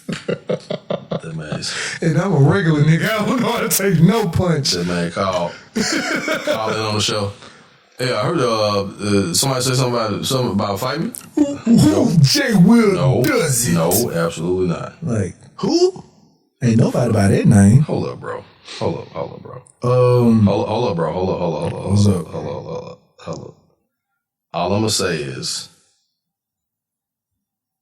this shit here is crazy, man. This niggas, I'm sorry, but niggas don't know how to stop, dog. Who's on?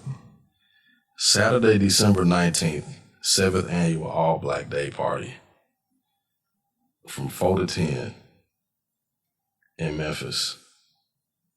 What the fuck is wrong with these motherfuckers, man? What the fuck, bro?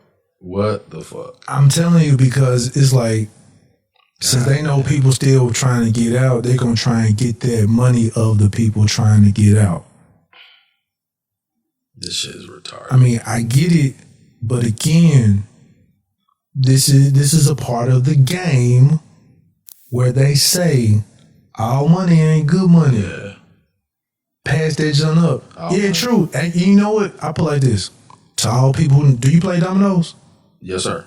All right, so yeah, niggas who play dominoes.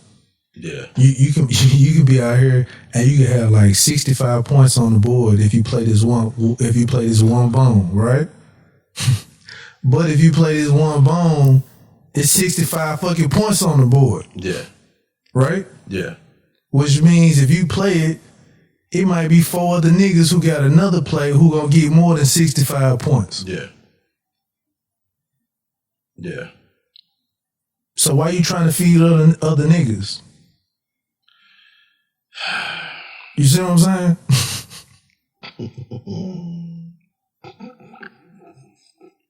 All money ain't good money. True, you gonna make some money.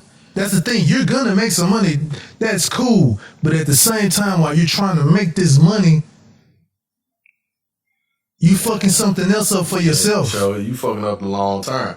Because and you can get this money, but at the same time, while you get this money, you done fucked up the board for yourself out the next go round. Now you ain't got no fucking play. No play. And you ain't got no play, but you still got like 4 other bones left.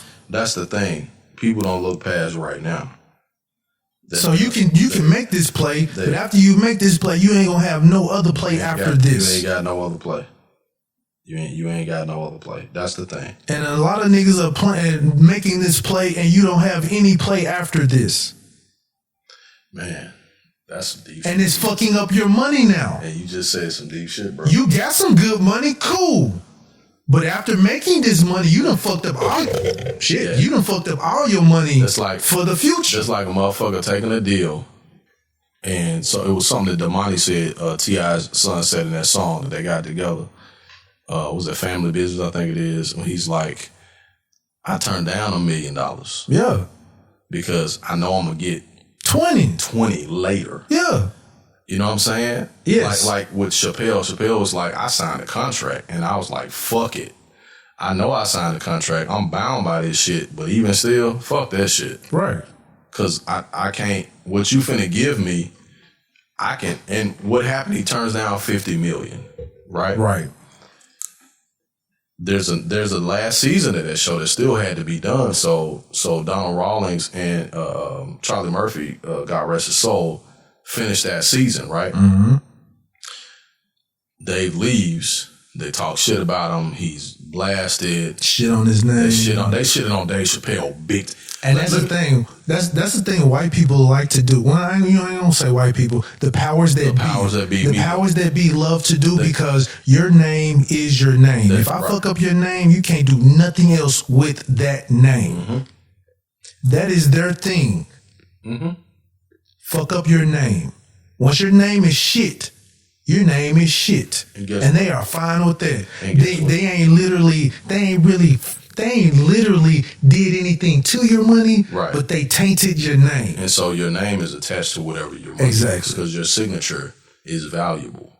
Once they think they taint your name. Once they think they do. And if you're a real motherfucker, yes. If you a real motherfucker, you like, I just go back to doing the shit I was doing before. Nigga, I ain't fucked up about your contracts and none of that shit because I wasn't doing this shit before. Example, Gucci, man. There you go. Because I ain't got to fuck with Gucci, man. I ain't got to fuck with that shit. I just go back to doing the shit I did before. And I was okay. Going back to being a real nigga. I was okay then and I'll be okay now. Fuck you. Okay, bye. Yep. And then he comes up and Netflix gives him the keys to the fucking kingdom. Right. And Netflix so trill with the shit. When he said in that last special, he was like, to my show and shit that I don't make no money from, he calls Netflix and like, man, you know what? Y'all streaming the show. I don't like this shit. Mm-hmm. Like, y'all streaming that shit. Netflix does some real nigga shit. Netflix did some real nigga shit and said, you know what, Dave, you ain't like that shit? We're going to pull this motherfucker. I'm going to tell you right now. Real niggas, this is like when you meet a real bitch and she show you your worth. Hell yeah. This is an example. Dave Chappelle gets in cahoots with a real bitch, Netflix. Oh, this is my worth? Hell yeah. Really? This is what okay. And now this nigga out here getting his shine on like, hey, this is what I'm supposed to be doing out in this joint. And he's getting it from a company that's at the forefront of this new shit. Not no fucking CBS, not no fucking NBC. Trying to be on the right side of history. Not on Viacom and all that shit. Right. Right. They beat out them some bitches by the way that they do business and the way that they stream shows and so forth and so on. No. I will say they still have contracts with the CBS and the NBCs and all that. They do because it's a business. They gotta fuck with them. Right. What I'm saying is CBS and them don't call no shots. They can cut all them motherfuckers off and produce their own content. They already do their own movies and shit. They do blockbuster fucking movies. Will Smith did a fucking $20 million movie, whatever. On Netflix. And see, that's what I be trying to tell people, like right now. This is the age where right now you got the internet and you got so much shit where, like, you got your cell phone. We do so much bullshit on our cell phone, but do you know you can make a fucking movie from your damn cell phone? These motherfuckers making movies from their phones. That's what I'm saying. Fucking movies. And you can take that and open up a free channel on YouTube and put that movie on YouTube. You ain't got to go to no indie festival or nothing like that. Now you got your own fucking movie on YouTube that niggas got to go watch your channel to go fuck with your shit. Yeah. Or, here's another one. What's the other one? Create your own website. You have your website, and niggas have no choice but to go to your website to see your material. Pay for your domain. Yes, pay for your domain. And again, this is where your name is your name. You have your own website. www.samboshaw.com. That's my domain. I own that shit. People, That's your real estate right now. That's your real estate in the internet world. Sam got a house. I got a house. Actually, I got 2 houses, 3 houses. Because I got beautifulnegatives.com, awfulintangent.com, and jasonwilliams.com. So I got 3 houses in internet land. That's real estate. Somebody gonna come around and want to buy that real estate from you because they want the name. They want the name. I'm just trying to tell y'all, man, peeping you the game. As I'm learning it, I'm telling it to you. If you run with that joint and go off to the moon, cool. Yeah. I ain't no hater like some people who do this shit. They hate that a nigga go to the moon while they still got the pennies and shit. Nigga, I'm still learning. I ain't trying to, but while I'm learning, I'm trying to keep from getting fucked over while I'm learning. Hey man, that's my thing. And I'm watching.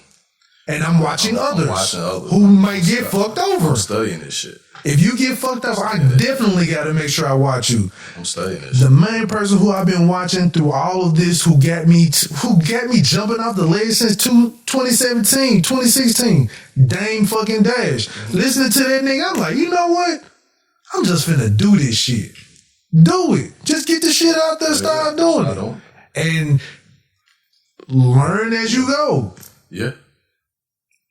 Man, I'm telling you people, like if you just step back, if you step back and just look at certain things, we as black people have been running shit for quite some time. We just have been told that we ain't running shit. Yeah, we run the shit. We really run the shit. We've been running this shit. Like, think about it. All the black shows, like I was looking at a podcast, I was listening to a podcast earlier, and you got to think about all the black shows that have resurrected all these fucking TV shows.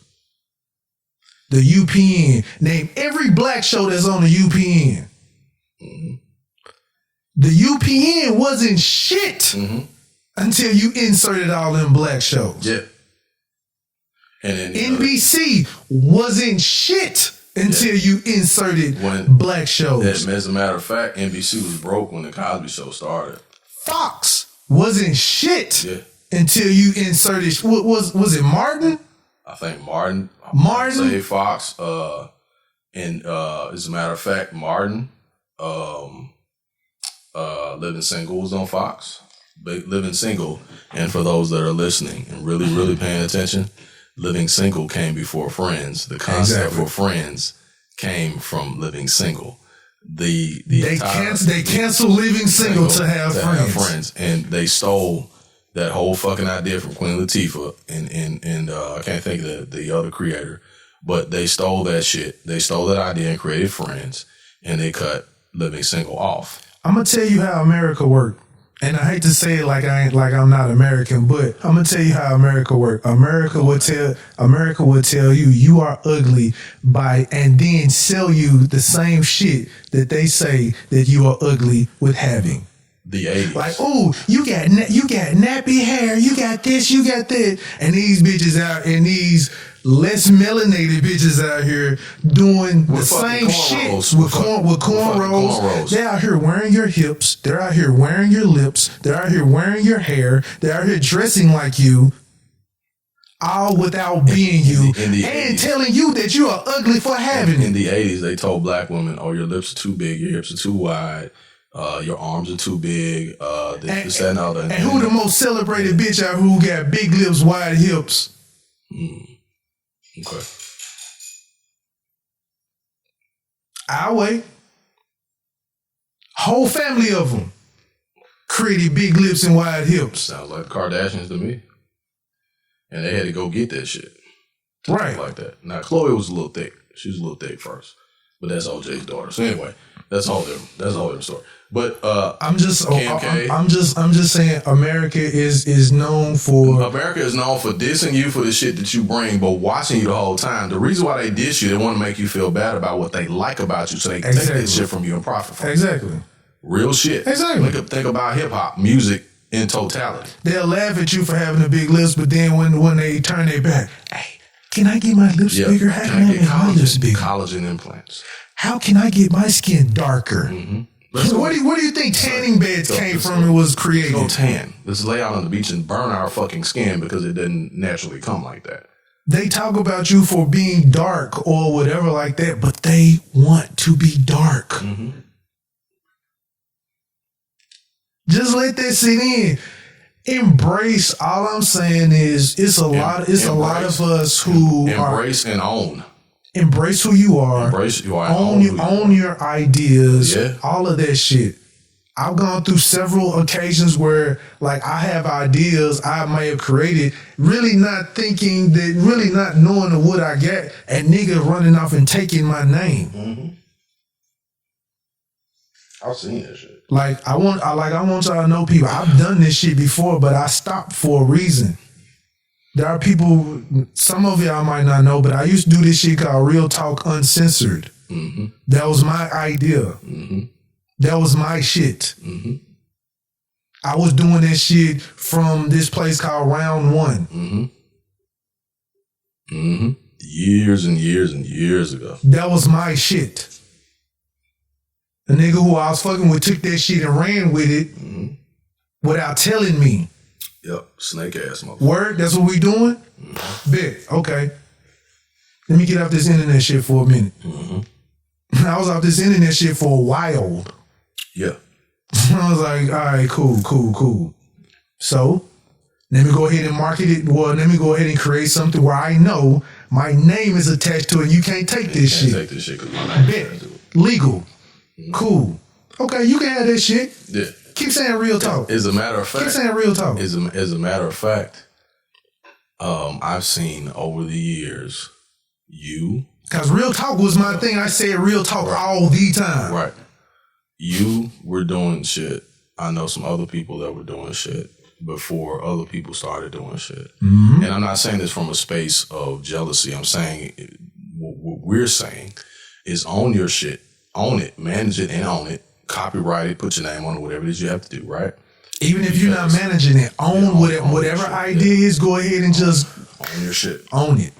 So I see other people that have wanted to do it. Some have been successful. Some have not been successful. A lot have not been successful because they really didn't know what they were doing. And this might not be successful, but we own it. Yeah. Oh, you talking about our shit's gonna be successful, dog. I ain't trying to be a millionaire. Nigga cool with being 1,000. You dig some shit. I'm cool with being a millionaire too. This is true. I'm cool with it. Because in all honesty, like, I'm cool with the million. Like, because guess what? Somebody else might be trying to buy it for 15, but I'd rather own it myself and be a millionaire now and be a 100 millionaire 20 years from now. Right. I'm cool with that shit. Right. I'm not cool with somebody owning who I am. It's called slow money and creating other money to go along with the slow money. There you go. Snowballs. There you go. One snowball rolling, I got another snowball going, have another snowball going. That's that drip. Eventually they all gonna get big. Pause. Yep. That's that drip. That's that drip, man. I'm just saying, man. We be out here and we trying to be seen. Yeah. Trying to be seen. We ain't worried about ownership. We just want to be seen. When you trying to be, hey. Yeah. Guess what? You can be seen with ownership. Yeah. You might not be seen because I ain't got to be. I can be the mastermind of something. You not even know I'm the mastermind of this shit. Right. You know what I'm saying? Like, you can hear my voice or you not hear my voice or whatever, and the shit that you consume and doing shit, you be like, oh man, that's so-and-so. Now so-and-so owns that shit. I look at all the shit that Stan Latham has done. That you ain't even fucking know Stan Latham. Right. All the comedy specials and shit. Like, damn, the nigga name on that shit? It's Stan Latham on all that shit. You know what I'm saying? Like, and you didn't even know who the fuck Stan Latham was. Your name. You know who the fuck Stan Latham was. You're like, damn, that's Stan Latham, dad. Well, damn, what does he look like? Shit. Nobody knows what he look like. That's him? Shit. Well, in the industry, they know what he look like. Yeah. But everybody's like, who the fuck is Stan Latham? Like, is that a white dude? The Asian dude? Hell, who the fuck is that? You don't even have to know what they look like. Because you can have a representative that come in for Stan Latham. Hell yeah. What did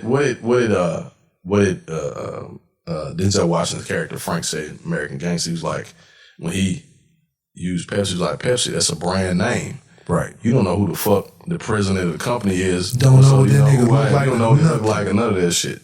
But he calls the fucking shots. Exactly. You know what I'm saying? And I learned that shit. I learned it working in corporate America. You have as well. The motherfucker that called the shots, you don't even know what his ass look. You don't know what the fuck he look. He might not even speak the same language as your motherfucking ass. You know what I'm saying? He don't know your name. He don't know your name. You don't know his name. None of that shit. But his name on your check. His name. He signs your fucking checks. You know what I'm saying? And so people get tied into the whole popularity. They get tied into all that shit. And in all honesty, that shit is not, unless you own your shit with the popularity, you really don't have anything. It's school all over again. Yeah. It's like high school or college forever. That's what social media is. Look at fucking Zuckerberg, right? Zuckerberg was a stalker, man. But Facebook was created because he wanted to stalk his girlfriend. Yeah, it's true. And that's the real story behind that shit. Real talk. It's a stalker out. If you haven't read that shit, that's what that shit was. And look at this motherfucker now. You know what I'm saying? Because people found some shit in common with that shit. Like, well, let me stalk. I ain't talked to this motherfucker in 10 years since high school. Let me punch his name in and see if he's still alive. Damn, there goes Sam Upshaw. Click, add friend. Man, what's this shit? I don't know who the fuck that is. Oh, okay, well, click, add friend. Because on the slick, you do want to know what your exes look like, or sometimes, or the chick that sometimes you didn't get a chance to fuck. Ah, damn, you beat me to it, you motherfucker. You. What? Like, damn, I ain't get a chance to fuck that motherfucker. So, yeah, you know what I'm saying? Like, shit, let me see what Miss Thomas is doing over here. God damn, son. That's how you gotta do that shit like that? What? Why you gotta say Miss Thomas? It's just a random name. Okay. That's the name of one of my teachers. Okay. All right. I'm finna snitch on myself. I'm finna shut the fuck up. Damn.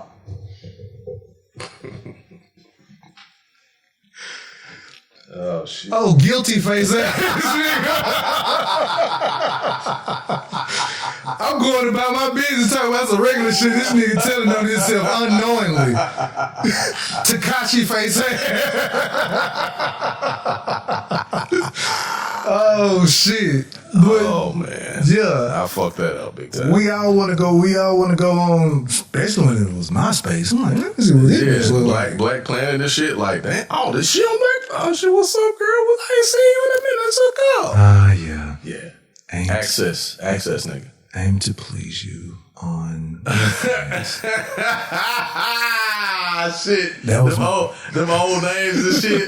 Nigga thought he was cold with that shit. I was aiming to please you on Black Planet. I was in it. I was sliding all kind of inboxes. Yeah, the mute. Hey, look. Then when you got your MySpace, you could play that music on your homepage and shit. Yeah, the little music and shit playing on there. You like, yeah, that's gonna get somebody attention. What's up? What's going on, man? Oh shit, ain't shit going on. What's up, girl? This your favorite song, especially when you have Jodeci. And every time I close my eyes, I wake up feeling so horny. Like, oh, that nigga like. I love that song. Advertising. Advertising ass nigga. Shit. Speaking of music, man, dude, this new Juicy J album, man. Yeah. It's hot. Shit's bumping. Old school shit bumping like a motherfucker. To people who don't know, Juicy J just came out with an album. What Juicy say? What Juicy say? How you say? What you say? Shut the fuck up! Got a new album came out called The Hustle Continues. Mm-hmm. And when I say that this joint is a dope ass album on the low, cause it just came out of nowhere. Yeah, it did. It's a dope ass album. There it is, man. This nigga done stepped up his rap skills and everything on the joint. Hell yeah. Juice man. Good shit, bro. Good shit, bro. Yes, indeed. Shout out to you, dog. Shout out to you, dog. That shit good. That joint was dope, man. Like the whole album was, it's like 16 songs. The only song that I didn't really like is, of course, the joint with Meg Thee Stallion. I didn't like the beat or Meg's rap flow, but outside of that, everything was dope. Yeah, man. Everything was dope. I love Shopping Spree, of course. You know me, I'm a Dolph fan, so Shopping Spree was dope. I'm sure you like Killer with Conway. Yes, Conway sound good rapping with Juicy. But you know what? Them niggas fuck with Memphis niggas though. They fuck with Memphis niggas. On more and more as music is circulating, you see everybody's fuck with Memphis. Hell yeah, everybody. You can hear from Florida to L.A. L.A., New York, Chicago. Everybody's you can hear that shit, and you can hear them say like so and so Memphis back in the 90s, blah blah blah, whatever. And Paul said that shit last year on the interview I think he had with, it was a couple years ago with Vlad. He was like, if you listening to hip hop music and rap music now, that's Memphis. The beats, the cadence, all that shit, that's Memphis rap. And you threw Paul into this conversation, so you know I have to throw this up as well. All right, go right ahead, sir. With Juice Man J, Chronicles of the Juice Man. Shut the fuck up! With his relevancy still in 2020, do you think that he is 3-6 Mafia? Hell yeah. I mean, the only reason why I'm asking is because, like, outside of the ones who, like, rest in peace, Lord Infamous, rest in peace, Coops the nigga. Cool. Outside of them, you do realize that it's just Juice, Paul, and Boo. And Fraser Boy. Yeah. No, I'm talking about the original members. The original members of 3-6 Mafia. Yeah, the original members. Okay, gotcha. Original members of 3-6 Mafia. Yeah. The members of 3-6 Mafia was Paul, Juice, Boo, Infamous, Crunchy Black. Fly. It was Fly though. Coops the nigga. It was just those. Remember, it's 3-6, 3 to 6. It was only 6 members. Right, but I thought Fly was before Coop though. Wasn't Fly before Coop? Fly came in and out on Mystic Styles. He wasn't like no member. Oh, okay. So, but he was quote unquote. Because Fly was already doing his own shit though, wasn't he? Right. Okay, that's what I thought. Right. Yeah. He was doing his own, but he was back and forth on Paul's mixtapes, and then he came out on like the End album. Yeah. Something like that, if I'm not mistaken. But those are the original members. You had additions to 3-6, but those were the original members. So, Boo, I'm a big fan of Boo, but Gangsta Boo ain't doing nothing. She hasn't really come out with nothing really. She might come out with a single on somebody else's stuff. She does features, but she ain't came out with nothing herself. Yeah. And as much as I hate to say it, which I'm kind of disappointed because Boo is dope. She is. Boo is dope. Very dope. Like Boo should. Like, I can't wait to hear her voice. When you hear her voice, you know it's going to be dope. You already know because she finna kill that shit. Exactly. She finna kill that shit. And then we come to DJ Paul, and DJ Paul, what? That, my dude. I'm like, what was the nigga that I used to listen to back in the day? That's my thing, because I'm like. Did you hear Paul on the K-Slay? Was it the shit? Did you hear that? Mm-hmm. Well, he had like 50 rappers on it. It was like everybody was on that joint. It just came out like 2 weeks ago. Oh yeah. Paul was on there. Okay. Benny was on there. Like shit. Wu-Tang was on there. I think it was a bunch of. It was from north to south, east, west. It was a lot of rappers on there. It was pretty dope. Actually, pretty dope. It was long as fuck, of course. But it was just strictly on some hip-hop shit, you know what I'm saying? And every place was represented, I think. Florida, you know what I'm saying? The Midwest, Chicago, Detroit, Roy, like everybody, a lot of folks was on that shit. And hear Paul on there, you know what I'm saying? But when you look at it in totality, you gotta shout, like you gotta give 3-6. You got to get 3-6 their props because like 3-6 is one of the main reasons why people fuck with Memphis music and Memphis rap. You know what I'm saying? Fly too. Fly underground, like motherfuckers in the Midwest and out west was fucking with Fly. We didn't know it till family reunion time when they were listening to the tapes and shit. You hear Rose shout, "Dude, are you high?" I thought you was finna. I thought we was talking. No. What you saying? What you talking about? What you talking about? We were talking about the comparison of Juice with the 3-6, and I thought you were talking about DJ Paul. We are. I'm still talking about Paul. Okay. No, your ass is high. That's what it is. No. Yes, you are. Yeah, you are. I'm getting to that. These grapes that I'm sipping on, sir, does not make me high. No, them ain't no fucking grapes, nigga. That is grapes. Yeah, that is, but that other shit ain't no damn grapes. I ain't no damn fool. I might be a fool, but I ain't no damn fool. What I'm saying is, as far as Memphis goes, smoke water. Yeah, sure. What I'm saying is, as far as Memphis goes, and getting back to you talking about Juice and Paul, like looking at that shit, the reason why Juice is able to do a lot of the shit he's been able to do is because of how it all started. You know what I'm saying? Right. How it all started. If the people shout out Memphis rappers in Memphis, shit, I heard somebody shout out fucking Skinny Pimp in the song. And I can't remember who it was, but I was like, damn, he said something about Skinny Pimp and shit. Like, and it was somebody recently, it was a young cat from up north or somewhere, shout Skinny Pimp out. I gotta find it. But I was listening to the song. He was talking about, yeah, Skinny Pimp, Memphis, so-and-so, and this, that, and the other. You heard Benny shout out Memphis and shit. Like, when it comes to Juicy, what, damn near 50, still making hot ass music. No, this nigga ain't 50. Juicy close to 50. He our age, man. No, he ain't. Yes, he is. Older than us. No. Bruh. Paul graduated in 96. From where? Hillcrest. Left back 5 times? No.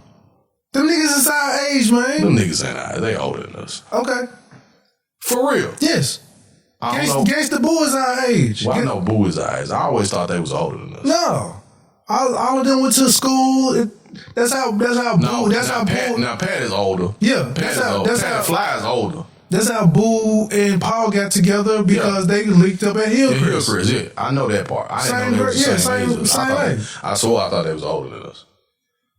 I think Infamous was the youngest because he was like the youngest brother of Paul. Yeah. So yeah. Yeah. No, Pat is older. Pat is the older brother of Juice. Of course, Ball and them is older, so yeah. Yeah. And then Ball and them came out way when and the shit. They might be a year older than us. Yeah. But that's it. Yeah. Yeah. Yeah. I thought they was older. No. My bad shit. I don't know.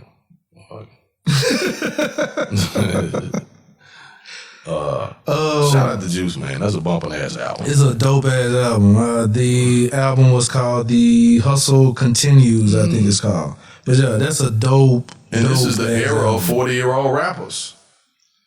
Niggas 40 still spitting. And I don't know if I've been sleeping on this artist or what, but I gotta shout out this artist I've been bumping for a minute. Foogiano, Foogiano. Man, that nigga is bumping out the frame. Mm-hmm. I don't know, cause I relate to the song Baby Mama, Molly. But it's a few other songs. Like I was listening, I came across his shit in the the Jeezy Gucci Mane battle. Mm-hmm. One of the DJs is playing the joint. And I was like, man, what is this song that them ain't playing? Mm-hmm. Then I finally came across it, and I started listening to some other songs. This nigga is dope. And this is another artist vouched by Gucci Mane. Yeah. He part of the So Icy clique. Gucci Mane has a lot of stepchildren. Man, Gucci Mane got all kind of kids in the game. That's bumping on the radio now. Yeah, he got all kind of kids bumping in the game. No fucking doubt. That's the reason why that versus battle, at the end, he still won at the end of the day. I don't know about that. He did win at the end of the day. The streets still love him.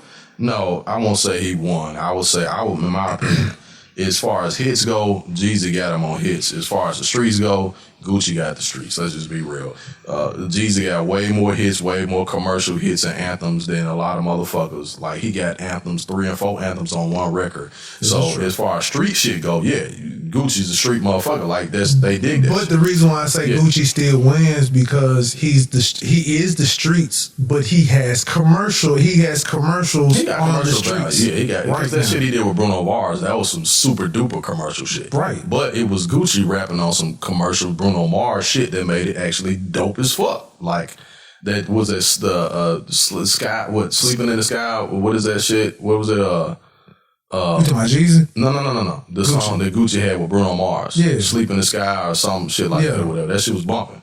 That shit was hard. And so, like you said, in my opinion, as far as hits go, yeah, Jeezy gets it.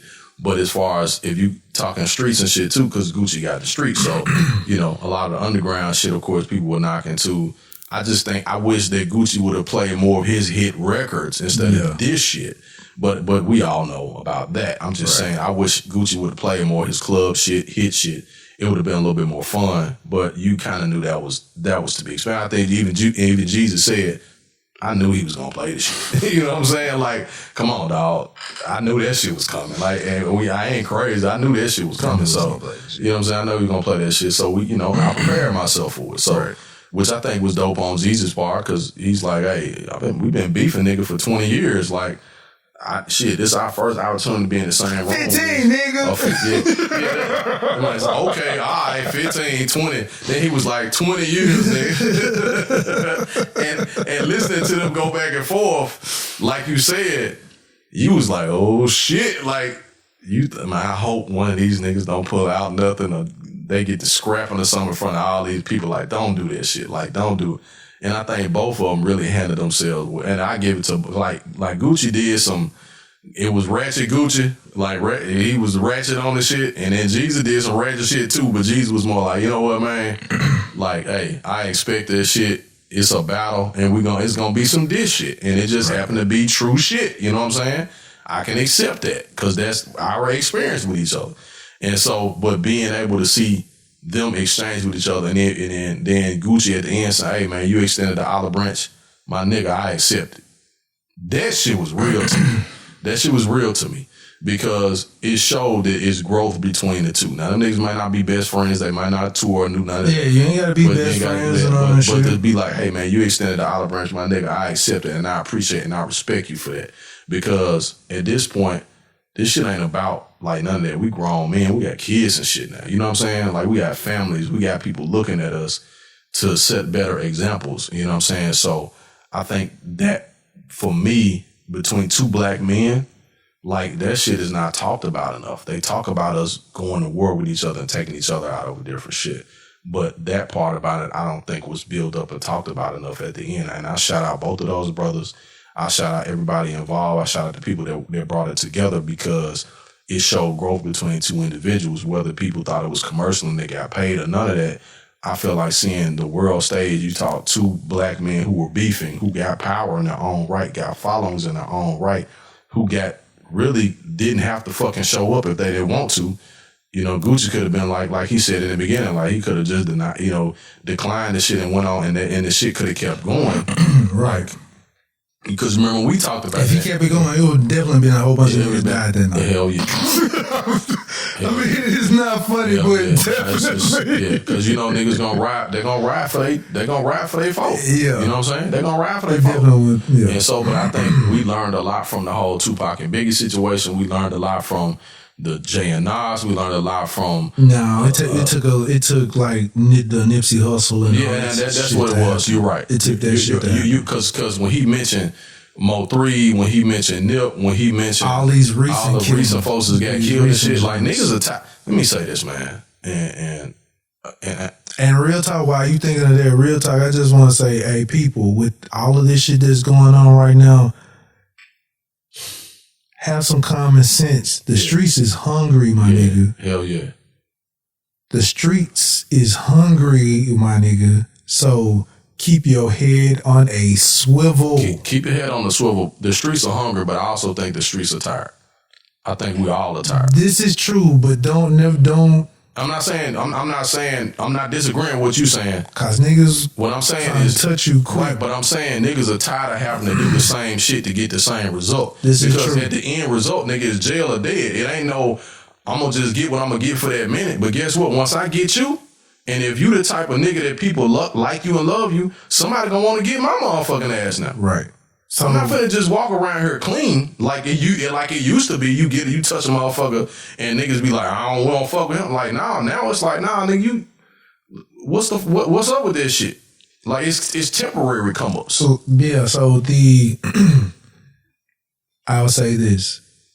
It's easy to, I ain't gonna say it's easy because it do take a minute, but some of you, especially the younger generation, it's easy to make money for y'all on the internet. Yeah.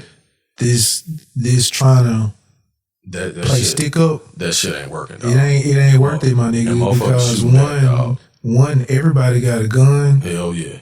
And two, if you do survive, you gonna end up going to jail. Hell yeah. And that little $250 that you probably got up off of the nigga wasn't even worth it. Nah. There was an older person that told me a long time ago, if you doing anything, make that junk worth it. Yeah. If you finna go to jail, you got some stacks to come home to when you coming out. When you come out. But a lot of times If that shit don't be the case. you should not be going to jail for $250. Hell no. You going to jail for 15 years for $250, or you catching life For $250. Because you killed a nigga over some rims. Right. So it's like if you're gonna do something, it need to be big or it need to be worth it being done. And if it's not worth it being done, don't do the shit. Like, Do that shit, dog. Like if you got some good shit going on and some nigga probably fucked you over on some money. Okay, cool. Yeah. You probably want to do some shit. Right. But you gonna fuck up all some other shit that you got going. You gonna fuck up the long term, bro. And at the same time, well, never mind, I ain't gonna talk this shit down. That'll be conspiracy or some shit. So, yeah.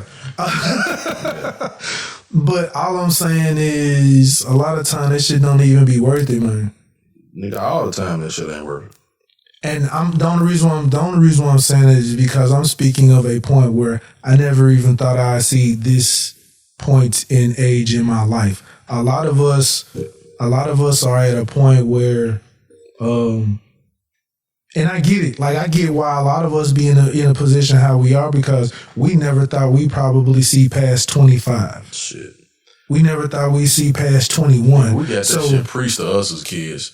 Most black men die.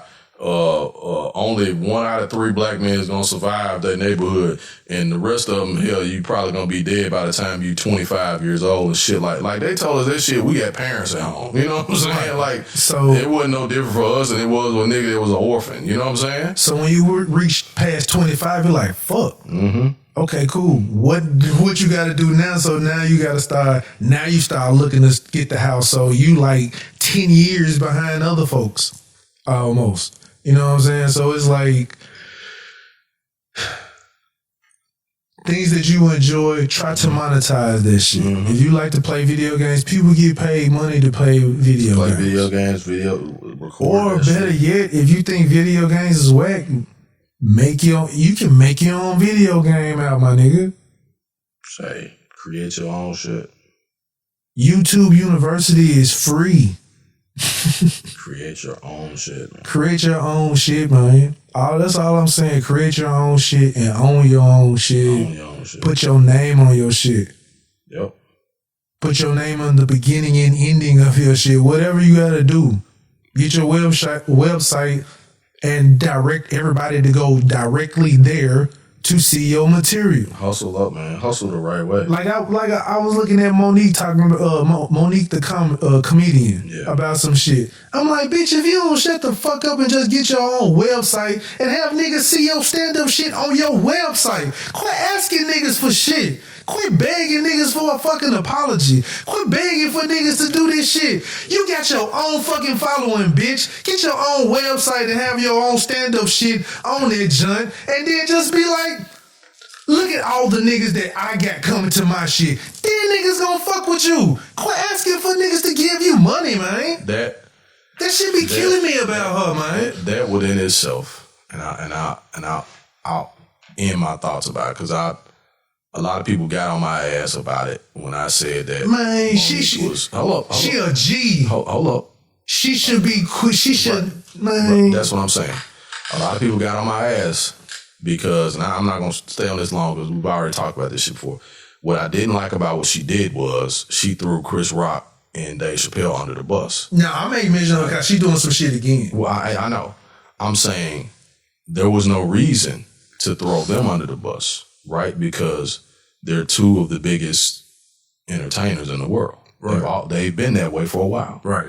She, on the other hand, is not. Let's be real. Let's be honest about that. In her own way. Yeah. She's not. She's not. Not being like Dave Chappelle.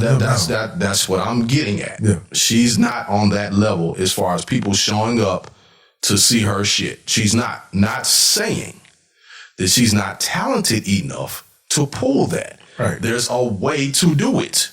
Remember, you just said everybody's got their own following. You talked about Currency. I ain't seen Currency not one time complain about getting no motherfucking award. Because guess what? Spitter got his own people that follow him, and Spitter making money doing his shit the way he want to do it. Exactly. You hear Snoop talking about Spitter all the time. Like, that nigga been doing this shit. Like, I fucks with, like, that's my dude. I got every mixtape, and I guarantee you he is your favorite rapper's favorite Hell rapper. Yeah. You know what I'm saying? Like, so I don't understand why she's clamoring for the attention of these big companies and shit. Again, she's one of the queens of comedy. She can put her own fucking special out on her own platform, do it her own way, on her own content. I don't know why nobody's called this out. You just did something that I haven't heard other people say about that to her and say, why don't you put your own content out on your own platform, do your own fucking show at your house like Kevin Hart and everybody else is doing. YouTube is free. And do YouTube and put your own, and at this point in time, create your own YouTube channel. At this point in time, after all the fuss she's made, people are going to go to it and see what she's talking about. Exactly. So all she got to do is show up and be Monique right now. Exactly. That's all she got to do. And now she got the money for production. She got the money for her own videography. She got the money for her own shit. All the stuff that she be complaining about or saying that she has, all she has to do, create a YouTube channel or have her own website, put her material out on both, and show. Now she has leverage to show. Hey, now she's look at this following that I got. These are all the people. I put this out yesterday, and I already got this out today. I'm gonna say this. Show your worth, man. If a nigga want to move up in the game, you gotta already be getting work in order for other niggas to fuck with you for you to get more work. The streets gonna talk about you, but you already gotta be getting work. But that's what I'm saying. But see what I'm saying. If you got that good dope, if you got that good dope, somebody gonna be like, "Hey, did you hear so-and-so? Like that joint was hard, man." Yeah, like that. That's word of mouth gonna keep coming. Then somebody gonna eventually. Bro, you got when I said Ha Davis. Ha Davis was working at fucking Popeyes 5 years ago. 5 years ago, Monique was famous. 20 years ago, Monique was fucking famous. Monique had a dope. Monique was running shit for a minute. Had her own TV shows, syndicated, everything. All that shit. She making money from that shit now.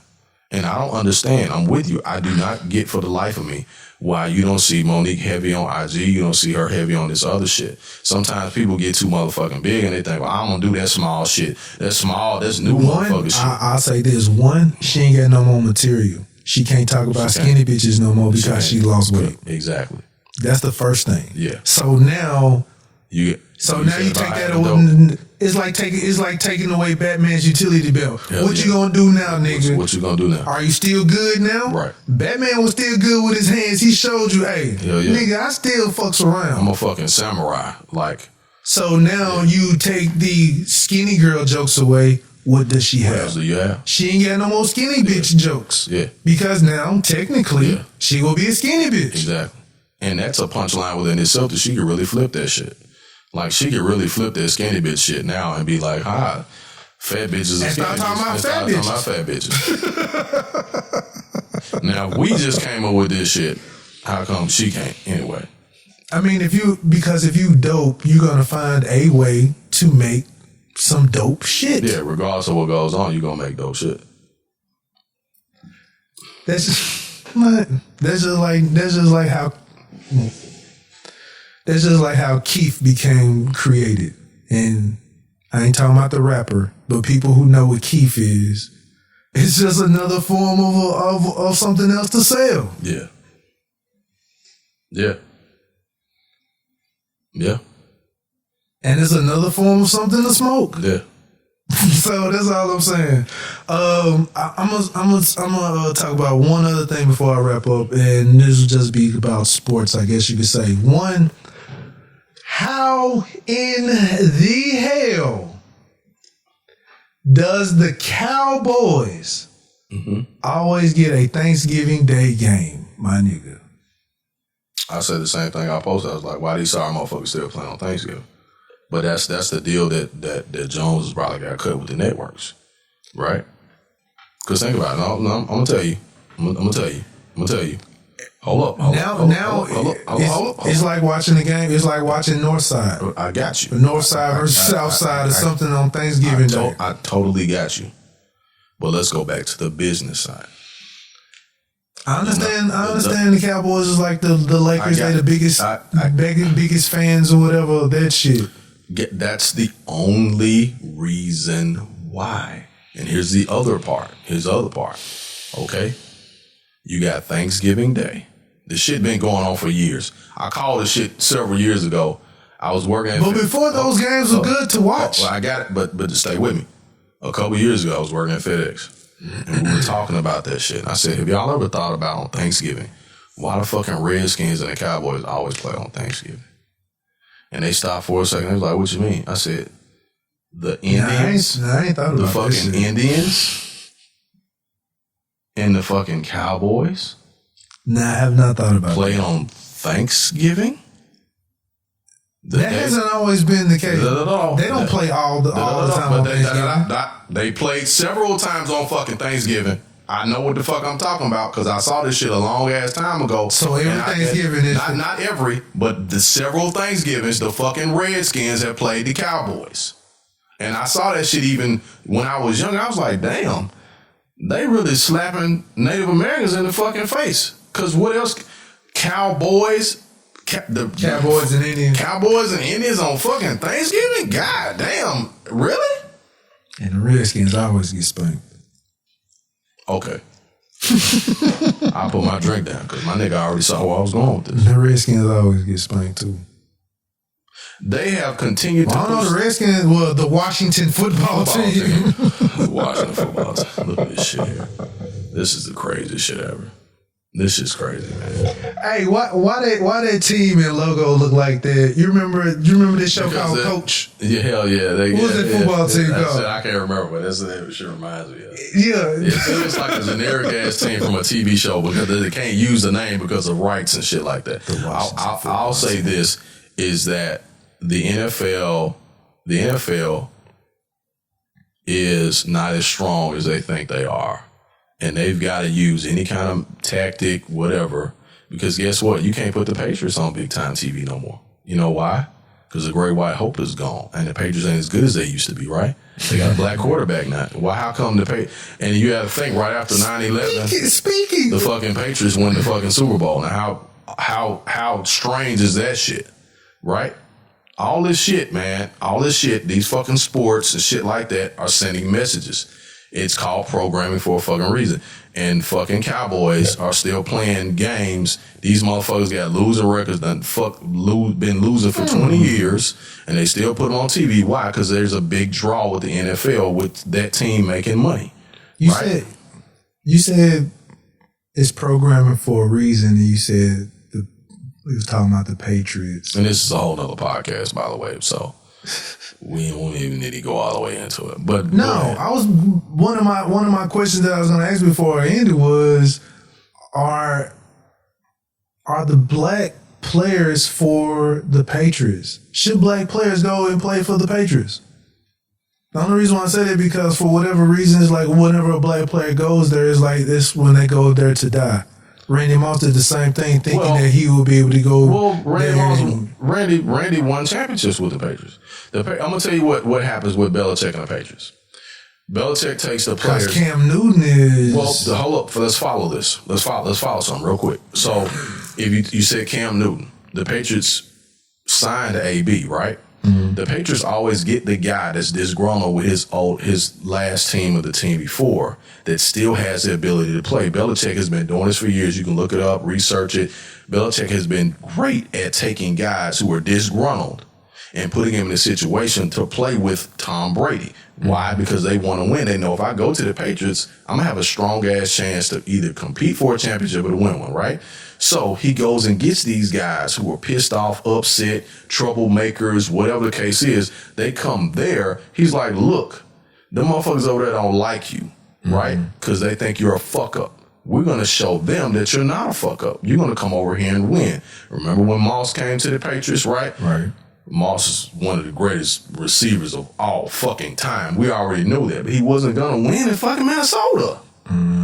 He goes to the Patriots. He wins a ring. I didn't think he got a ring. He got one? For the Patriots? Yeah. Yeah. Okay. Right? AB, same type of situation, except AB's a little different guy mentally. I thought he went to the Bucks. AB was going to go to for a couple of one year. Yeah. That one he was going to sign for a year or something like that. He fucked that up though, right? Yeah. Looking at the situation now, Brady says, I'm going to go get this dude. I'm going to go and get Gronk out of retirement, right? Because he's got that same mentality, right? Right. I'm going to get these guys who either don't want to play anymore. They'll come play with me, right? Because they know I'm a winner. Right.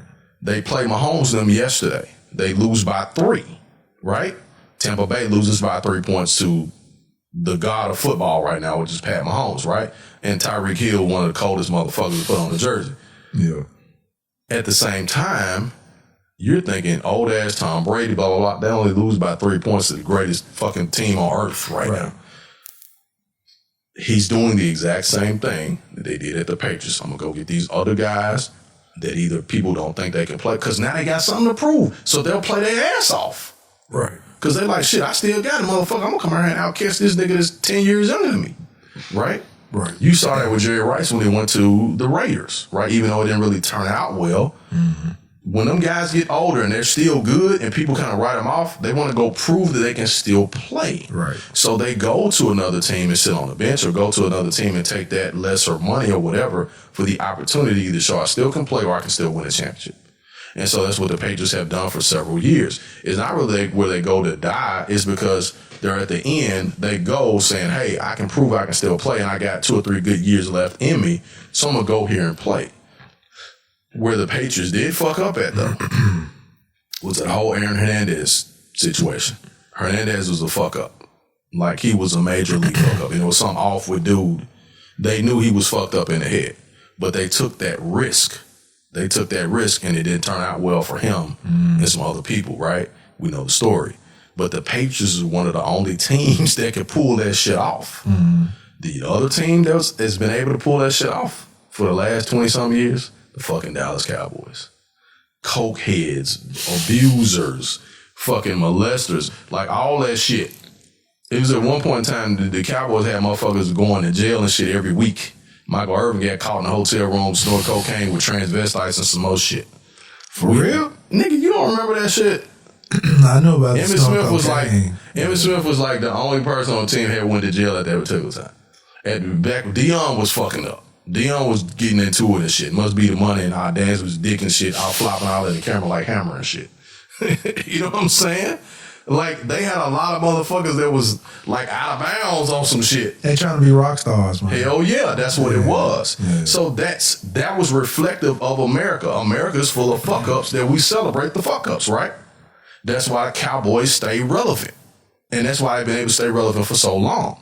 That's how they became fucking America's team. Why? Because they celebrate fuck ups. America's full of fuck ups. It's always about a comeback story. I fucked up, but I came back and now I'm a winner. That's America, right? You know what I'm saying? Yeah. And Oh, okay. Yeah. And so, but that's why they're able, and I asked the same question, why the fuck are they playing Thanksgiving? These motherfuckers suck. I don't want to see the fucking Cowboys playing on Thanksgiving no more. If I'm at the house with the family, with the turkey, and John Madden's on TV and everybody else, what the fuck? Like, why are they on fucking TV? I want to see fucking Pat Mahomes and fucking Lamar Jackson. That's who I want to see. I don't want to see these fucking sorry ass. It's like rewarding your child for bringing home D's. The fucking C's and D's. Hey guys, you suck for the last 20 years. Just put them on Thanksgiving. Right? It's like if they like. I think they record like 3-7 or some shit like that. Suck. They're fucking sorry. They could have let the So title. if you got like a losing, like they need to change. Like that needs to go per the record. The prime time team. Like that game shouldn't even be selected. That shouldn't even be on anybody's schedule for that. Hell no, they shouldn't get that. When the holiday comes, whoever has better records, they should be chosen to play on that week. Like, that's who should have been playing. Hell yeah. Cause that's dumb, man. If you got two losers playing, nobody want to see two losers play. Dude, nobody don't say this. I know nobody would give a fuck about that. The Washington football team is a weak team, and the Cowboys is a weak team, and the Eagles is a weak team. If it was the Cowboys and the Eagles, you're like, who wants? When I realized, when the ESPN was talking about it, when I realized that the Cowboys was #1 in their division and they were losing, I was like, that sucks for that division, and none of them should be on TV. And then the Eagles took the #1 spot, I think, because the Cowboys lost another game and they got a losing record too. None of them niggas should be on TV. Nah. Them games should not be televised until they start having games above 500. Hell yeah. They just stop. They just drop them. Yeah, I agree with that shit. 100. You're rewarding mediocrity. They don't care because they'll still be on TV. That is ridiculous. That's America, though. As long as you sell, you ain't got to be good. That is ridiculous. You remember them years that the Lakers sucked and they were still playing? But you know what? I take that back. There were several years where, Lakers used to play every Christmas. The Lakers never really sucked, though. They just never make it to the play. They never made it to the playoffs. Because even after those couple years that Kobe was like kind of hurt and shit, they would have winning seasons. But they in the West. So they would not have a winning enough record to make it in the 8th seed. Right. That's all that is. If they were they always had good. If they were in the East, they'd been like a 4 or 5 or some shit like that. Yeah. So they're not like the fucking Cowboys though. Nah, they weren't like the fucking. The Cowboys don't even give you good games. Nah. You get what's the nigga name that wear the crop top all the damn time? What's the nigga name? Zeke, this nigga fucking butter fucking fingers and shit. Since he got that money, Zeke ain't been shit. It's like this nigga before the game, he lube himself up with baby oil and then try to hold the ball between his arms. Yeah. Oops, where'd the ball go? Yeah, he ain't been shit. Nigga walking around with the oil pig. But yeah, I'll go ahead and wrap this joint up, man. Great podcast tonight. It was. Absolutely. I did have to address something. But yeah, it was a great podcast. We didn't go through our regular thanking the listeners and everything like that, so I would like to go in for that. Thank you. In this time of COVID anxiety and everything like that, I hope that we could provide some material to get you away for just a few moments. Yeah. You know what I'm saying? Because shit, we all going through that jump, man. Ain't lying. But yeah, anything that you want to say? No, I'm good, man. I'm good. You said you checked out the past podcast. I want to rock you about something, man. You had made some type of a noise on that joint. Shit. When you said something about the 50-year-old, and I was like, It was a little pitiful. I was like, he was like, I was like, what the fuck? All right, appreciate you guys this listening. This nigga here sounded like a turtle coming. I'm not talking about this shit.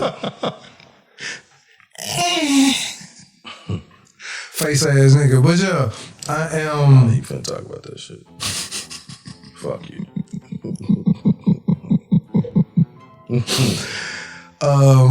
But yeah, I am your host, Jason J. Will Does It. J. Will. And I got my guy, Coming Turtle. Well, never mind. Damn. on. Pause, bitch. Long pause on that shit. Oh yeah. I got my guy Ivan, the Grizzly. Fucking great. That's what. And we are the Off on the Tangent podcast, episode 61 or 2. Probably 61. And we about this joint. We out of it. Peace. Mask up, people. Have some sense. Mask up. Stay your dumb ass at home. We about this joint. Peace.